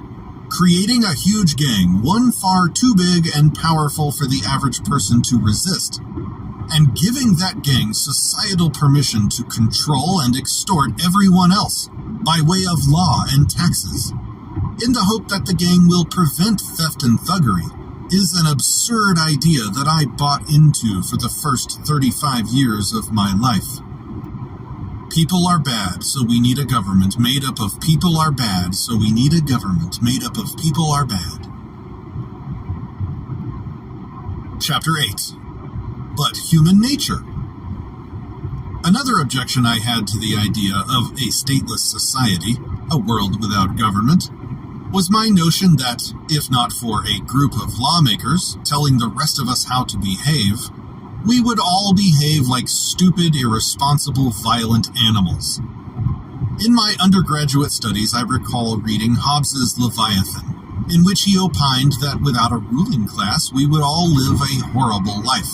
Quote, continual fear and danger of violent death, and the life of a man solitary, poor, nasty, brutish, and short. End quote. I shared Hobbes's concern for many years, which implied one of two things. Either we normal people have no idea what is right and wrong unless and until politicians tell us, or the only reason we want to do the right thing and coexist peacefully is because politicians command us to. Well, I know that I'm not the best human to have ever walked on this spinning rock, and maybe you are not at the top of the heap either. Having said this, I'll venture a guess that a quick examination of your own motivations and behaviors proves that neither of the things in the previous paragraph are actually true. Are most people stupid, bad, and helpless? I don't think so. They do. Chapter 9. Are people good? Human goodness and the desire for order and peace already come from people themselves, not from the lawmakers those people vote into office. I have always believed that most people are generally good. I started asking questions such as, does the same hold true of everything governments do? Again, if people are so short-sighted and selfish that they can't be trusted to voluntarily organize and fund whatever they deem important, then how can those same people be trusted to decide who should be in power? How can some of those people then be the ones who are in power? When I asked myself questions like this, I would often respond to myself with a canned response based on a 7th grade social studies textbook. I would excuse the legitimate question away. Well, you just have to have government. It is necessary. It is what it is. Then, being a reasonably decent human with a desire to be good and think well days or months later, while driving along or when I woke up at 3 a.m. to stub my toe between my bedroom and the bathroom, I would find myself still searching for an actual intelligent answer. I was haunted by the obvious implication that the average person can't be trusted to run his own life, but can be trusted to choose someone to run everyone else's life. I had to say to myself, self? Cognitive dissonance much? Cognitive dissonance is the state of having inconsistent thoughts, beliefs, or attitudes, especially as relating to behavioral decisions and attitude change. For me to argue that government is necessary for keeping society peaceful and civilized was for me to claim that normal people can't wait to commit evil, but that they also can't wait to vote for politicians who will forcibly stop them from committing evil. Darn it, sometimes I wish that I was less driven to find truth. My brain would likely experience more bliss if that were the case. I have to wonder if, contrary to what I was taught, government and politics are not a civilizing influence at all. I discovered that political authority is the archenemy of peaceful coexistence. I sometimes wonder if I'm becoming a hippie, and yet I know that what even my soldier pals ultimately want is peaceful coexistence as well. In my youth, I would never have considered personally stealing from my neighbors, but I voted for the government to do it for me. I also accepted a salary of money that was stolen from taxpayers, didn't I? Many of my friends over the years have also shared my former lack of intellectual consistency.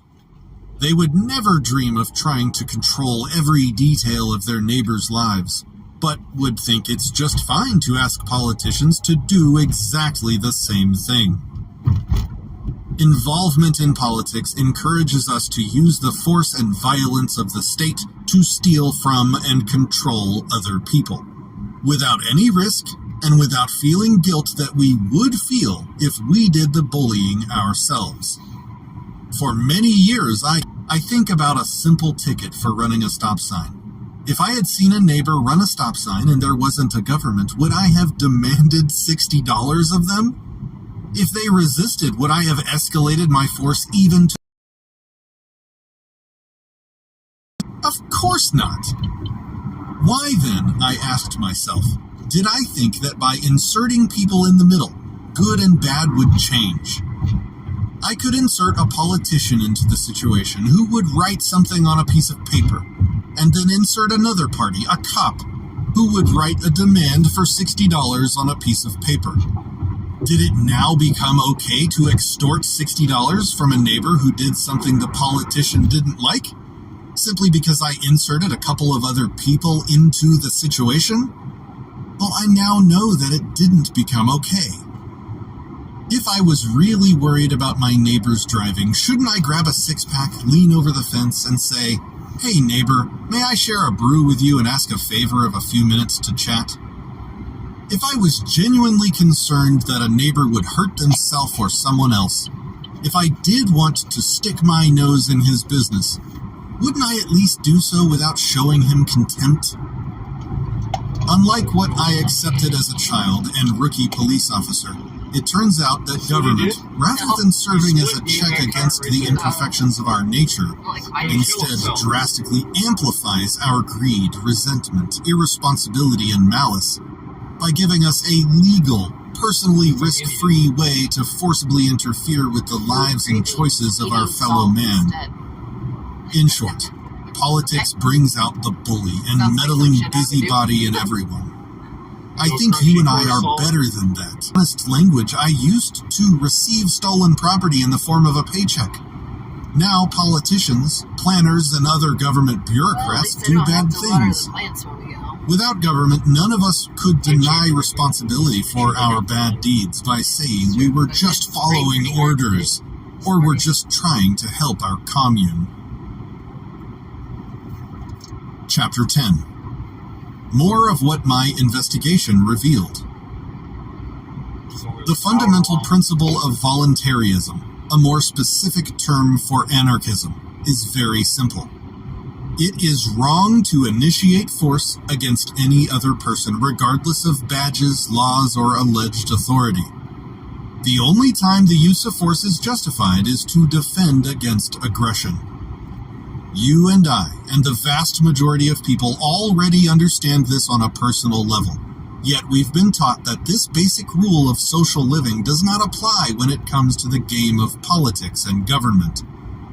This is a problem, because everyone who votes, in essence, asks the ruling class to do things to his neighbor that he knows would be wrong if he did them himself. I have seen people at their best and worst. A pal in Texas chose to celebrate his 40th birthday party by bringing his friends together, collecting donations, and then grilling 150 filet mignon meals and giving them to homeless people. When I worked as a crimes against children detective, I interrogated a man who sodomized an 8-year-old little girl. I have seen good, and I have seen bad. I have been thrilled, shocked, outraged, and disappointed in humankind. I have concluded, however, that most people know how to get along and want a peaceful and just society. Giving up the belief in government or authority doesn't, as I had previously assumed, suddenly turn someone into a violent animal.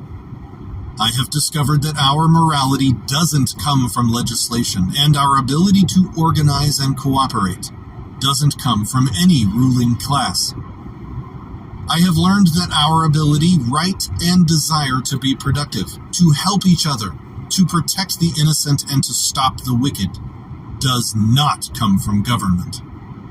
In fact, human goodness, innovation, and productivity is threatened by government more than by anything else. Indeed, most injustice, oppression, and strife, most of man's inhumanity to man, is a direct result of authoritarian political power. Contrary to what I once believed, and what politicians continue to pretend, my investigation revealed that ruling classes do not produce peaceful coexistence. Instead, they intentionally cause perpetual conflict and violence, exploiting our compassion, virtue, and good intentions, turning them into wealth and power for the worst people in the world, while crushing the compassion, freedom, and prosperity of everyone else. It makes sense that the people who benefit most from the political racket will do their best to convince others that it's a social necessity. Teachers at schools funded and controlled by the ruling class, colleges accredited by the ruling class, non-government organizations, NGOs, supported by the ruling class, religious organizations who receive tax breaks from the ruling class, and people just like the man I once was will insist that without masters the rest of us would kill each other, throw Molotov cocktails at cars, get tattoos and silly mohawk haircuts, and generally ruin the world.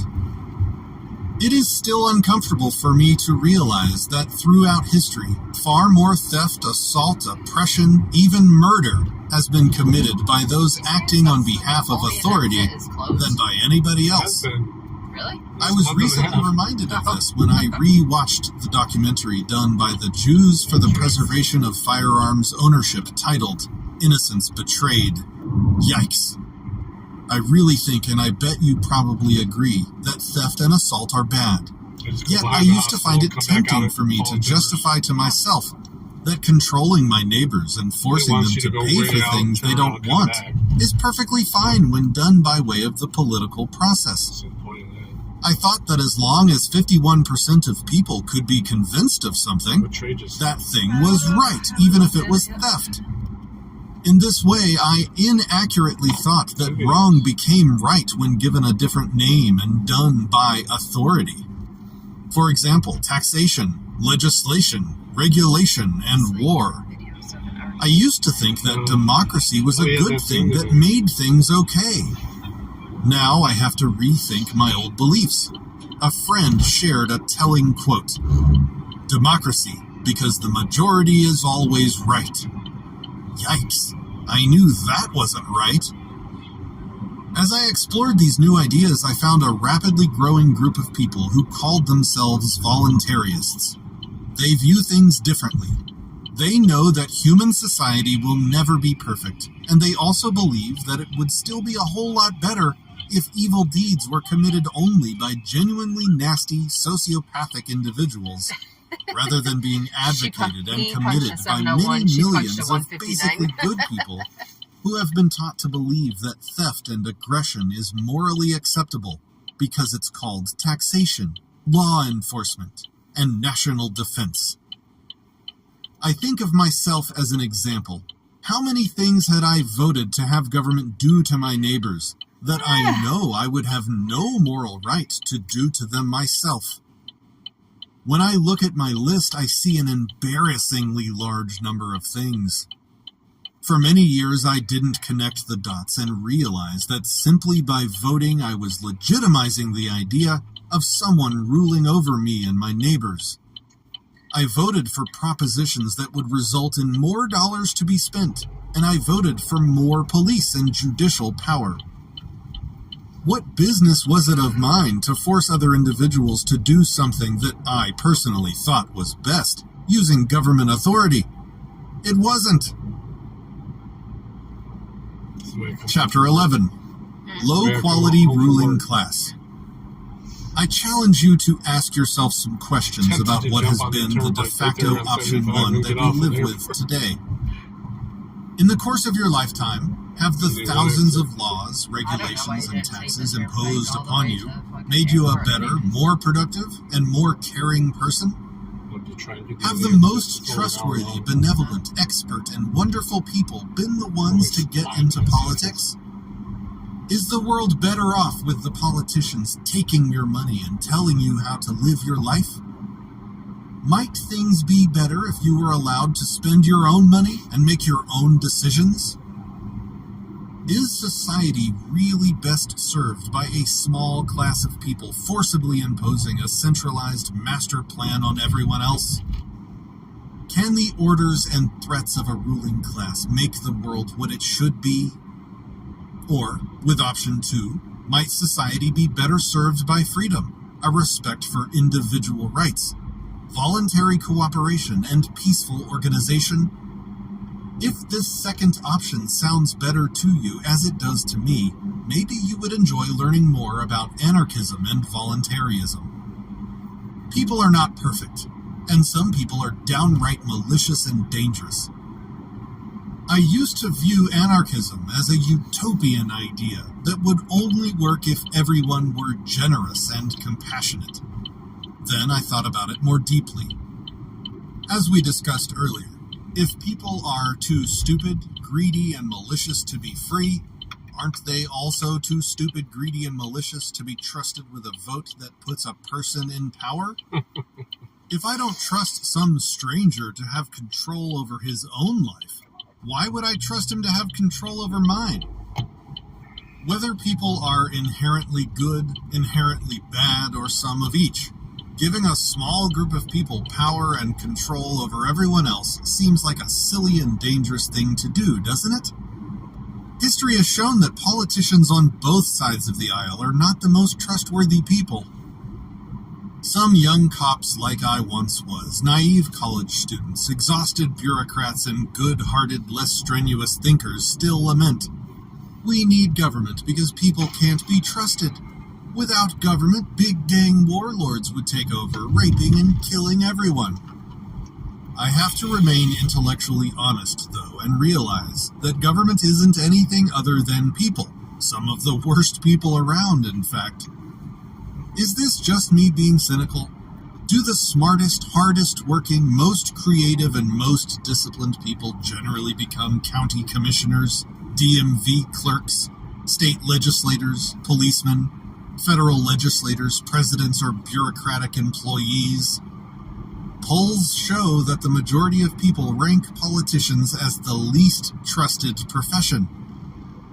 As I learned from my time as a government policeman, the set of personal characteristics that lead a person to become a government employee, whether at the lowest level or the highest elected level, is very different from the set of characteristics most of us aim to have and that we want our children to have.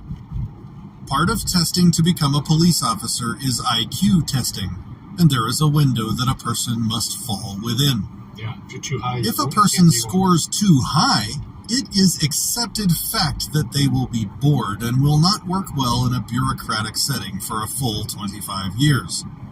To be a good government employee, one must not take risks, try new ideas, or excel above the level of their peers. People who are smart, hardworking, and creative, and have enough self-discipline to follow through with their good habits and plans, generally become successful entrepreneurs or intrapreneurs. Others become employees for the entrepreneurs. This is the absolute opposite of what governments do. Entrepreneurs create, build, and produce, while governments simply hinder human progress in every way. Having worked with many government employees, I know that we bureaucrats often complained about being understaffed. At the same time, we added layers of bureaucracy to our systems. These new layers become systems that the productive class is forced to comply with. I used to think that obedience to authority is what made us civilized, when in reality, it does the opposite. It bears repeating that far more evil has been committed in the name of law and authority than has been committed in spite of it. The ultimate irony is that I had genuinely hoped to achieve a fair, just, free, and prosperous society by way of the very institution that has been responsible for more theft, thuggery, extortion, terrorism, torture, and murder than all others combined. Government. Even when I was a cop, I knew that governments could be corrupt, abusive, inefficient, counterproductive, even tyrannical. But I still assumed that if only the right people were in charge, that would fix the problem. I fell for the whole vote harder fallacy. If only we could get more people in office who fill in the blank, then things would be great. But over and over again, regardless of who was in power and regardless of the particular arrangement or structure of the political power, a democracy, a republic, a dictatorship, a collective, etc., history has demonstrated that power corrupts, and that freedom is far more conducive to peace and prosperity than any political solution ever has been, ever could be, or ever will be. People have spent centuries trying to create a good society using different kinds of ruling classes, different kinds of legal structures, different ways of choosing rulers, and so on. But without exception, every authoritarian government construction has resulted in freedom and riches for a small few and oppression, violence, and poverty for most others. Chapter 12. So what do we do? Do you have the intellectual curiosity and bravery to ask yourself, what if, instead of deciding what the throne should look like and who should sit on it, all people of goodwill embraced the non-aggression principle? What if, instead of looking to a ruling class to forcibly impose Good to see you, Anna. onto society, Probably going to set up a poker game. the concept of self-ownership? For many years, I didn't even think of Wife's going to higher-level bed. things like I'm not this. going to bed. When I did start thinking, I remained trapped by dogmatic beliefs. I thought the raw, ugly truth about anarchism in all its forms was what the images on a Google search show when you type the word anarchy into the search engine. What is that? Feel good on you? In a nutshell, I have learned that moral anarchists want you to have complete control over your choices, your money, and your life. As long as you are not using force or fraud to inflict harm on others, they want you to have absolute freedom. All they ask is that you treat them the same way. Please consider these three principles. Your neighbor owns himself. And goats and chickens. Committing aggression is wrong. Chickens. To the point of being self-evident. Little hats. And yet they are diametrically opposed to the authoritarian principles that most of us have been taught. They did not seem obvious to me when I first learned about them. It took me a long time of deep, vulnerable, and honest contemplation to come to a conclusion that was congruent. Yeah, get rid of that pool. I am reminded of a popular anarchist joke. Yeah, we're getting close. I'm just taking a longer, more scenic route just to get near the end of this. About 6 months, or if you are slow like me, 2 years. At the end of the day, we all may choose which we want. Peaceful coexistence among equals, anarchism, or authoritarian domination with some ruling over everyone else, government. The two are mutually exclusive. Many in the stampeding herd of humanity have not contemplated the things that you and I are contemplating, and by default they are running toward the second of the above options. Ears. Despite what would-be rulers want you and me to believe, anarchism does not mean chaos and violence, or every man for himself. And having no government doesn't mean This in front of me has no lights on. no organization and no cooperation. Anarchy means no one has the right to rule, i.e. no one has special rights. It doesn't mean people can't get together to exercise rights that everyone already has. I got shit. In a stateless society, even professional protectors would only have the same rights as everyone else. Simply put, anarchism means that no one is your master and that no one is your slave. And that's all it means. Yep. Further investigation. This short book did not, of course, cover everything. For a more thorough understanding of why I think that a stateless society based upon voluntary cooperation and organization rather than based upon government force and authoritarian control, check out some of the resources below. Books: The Most Dangerous Superstition by Larkin Rose, For a New Liberty by Murray Rothbard, Everyday Anarchy by Stefan Molyneux. Podcasts: Let's Think Show, Disenthrall with Patrick Smith and Kason Bryden, Snarkin' with Larkin. Video producers: Larkin Rose, Disenthrall with Patrick Smith and Kason Bryden, Keith Knight, Shepard Thinks. Websites: voluntarist.com, disenthrall.me, everything-voluntary.com, Mises.org, openlyvoluntary.com, libertarianinstitute.org. Appendix 1, FAQs.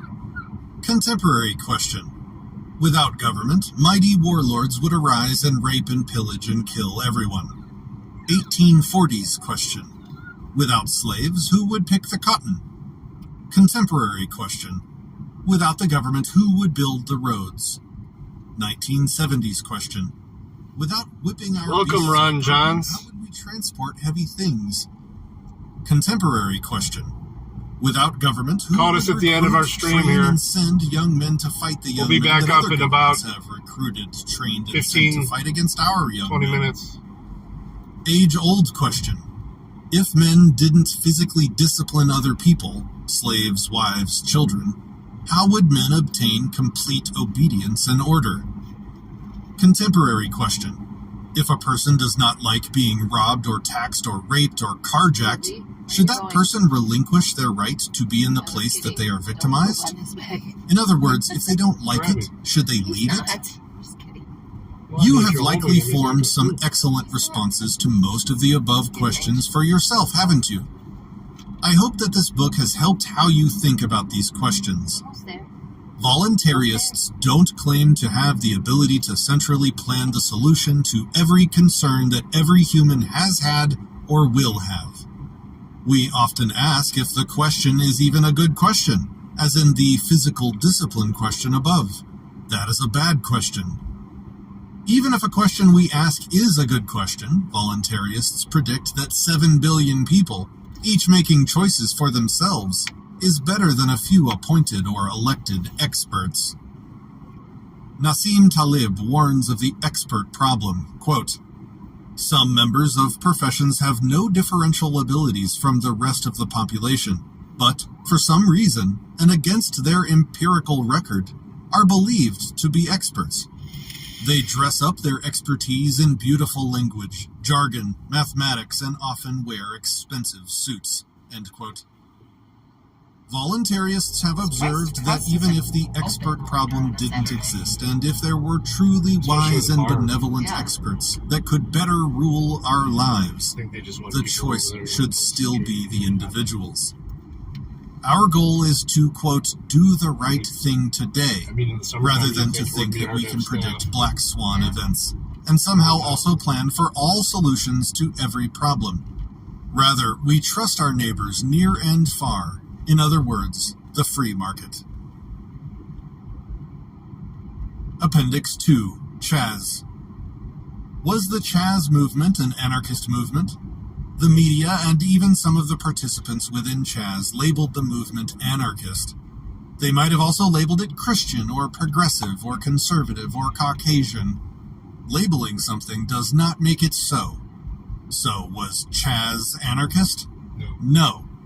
Chaz was no more anarchist than Noam Chomsky or other, quote, anarcho-syndicalists. The principles were the same.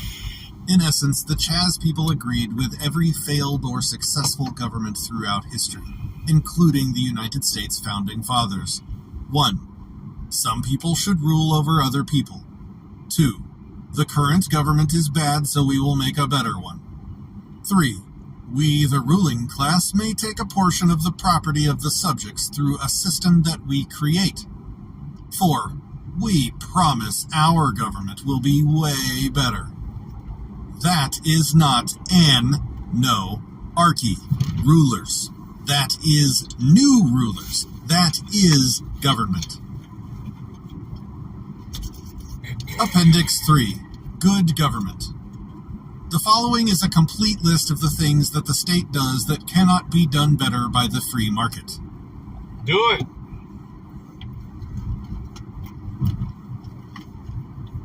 I think that's it. Acknowledgements. No. This book heavily borrows from See? What Anarchy Let's see, the Isn't crowd was by perfect. Larkin Rose. Yeah, I guess. Thank you, Larkin. Thank you, Lynn Did you learn anything Sherwood, from this Keith book? Knight, and Jim Husbeck Oh, for your they're editing listening. and suggestions.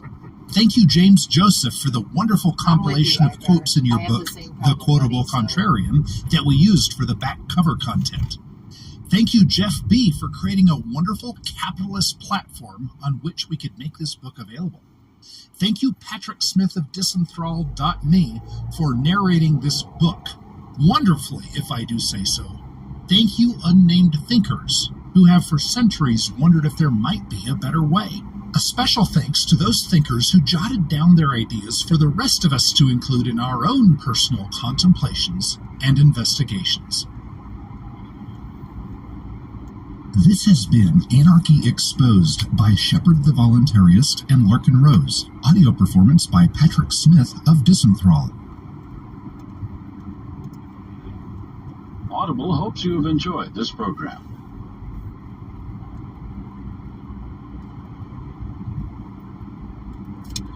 Perfect timing.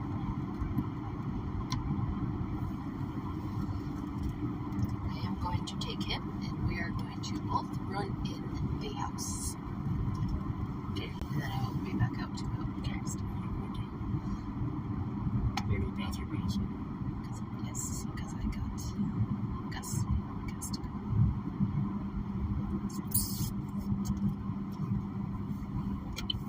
It's actually painful now. Sorry. It's okay.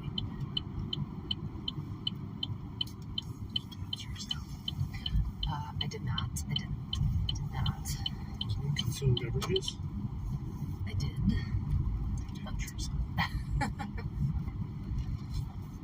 Oh, I went to you open the garage. No, fuck.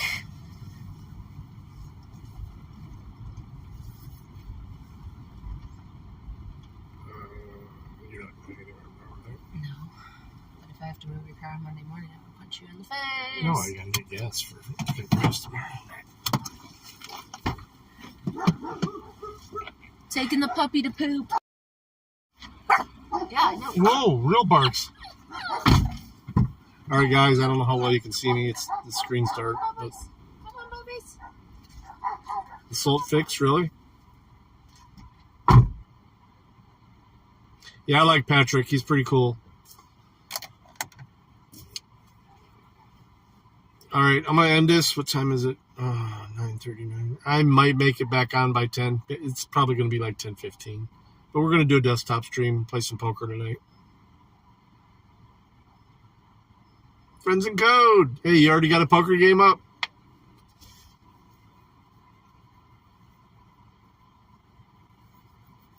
You down? We'll be up and live too. All right, brother. Be setting it up. We just got home, so peace, everybody. Thanks for riding with us. Thanks for listening to Anarchy Exposed. 4 and 18. You can check their part. 426.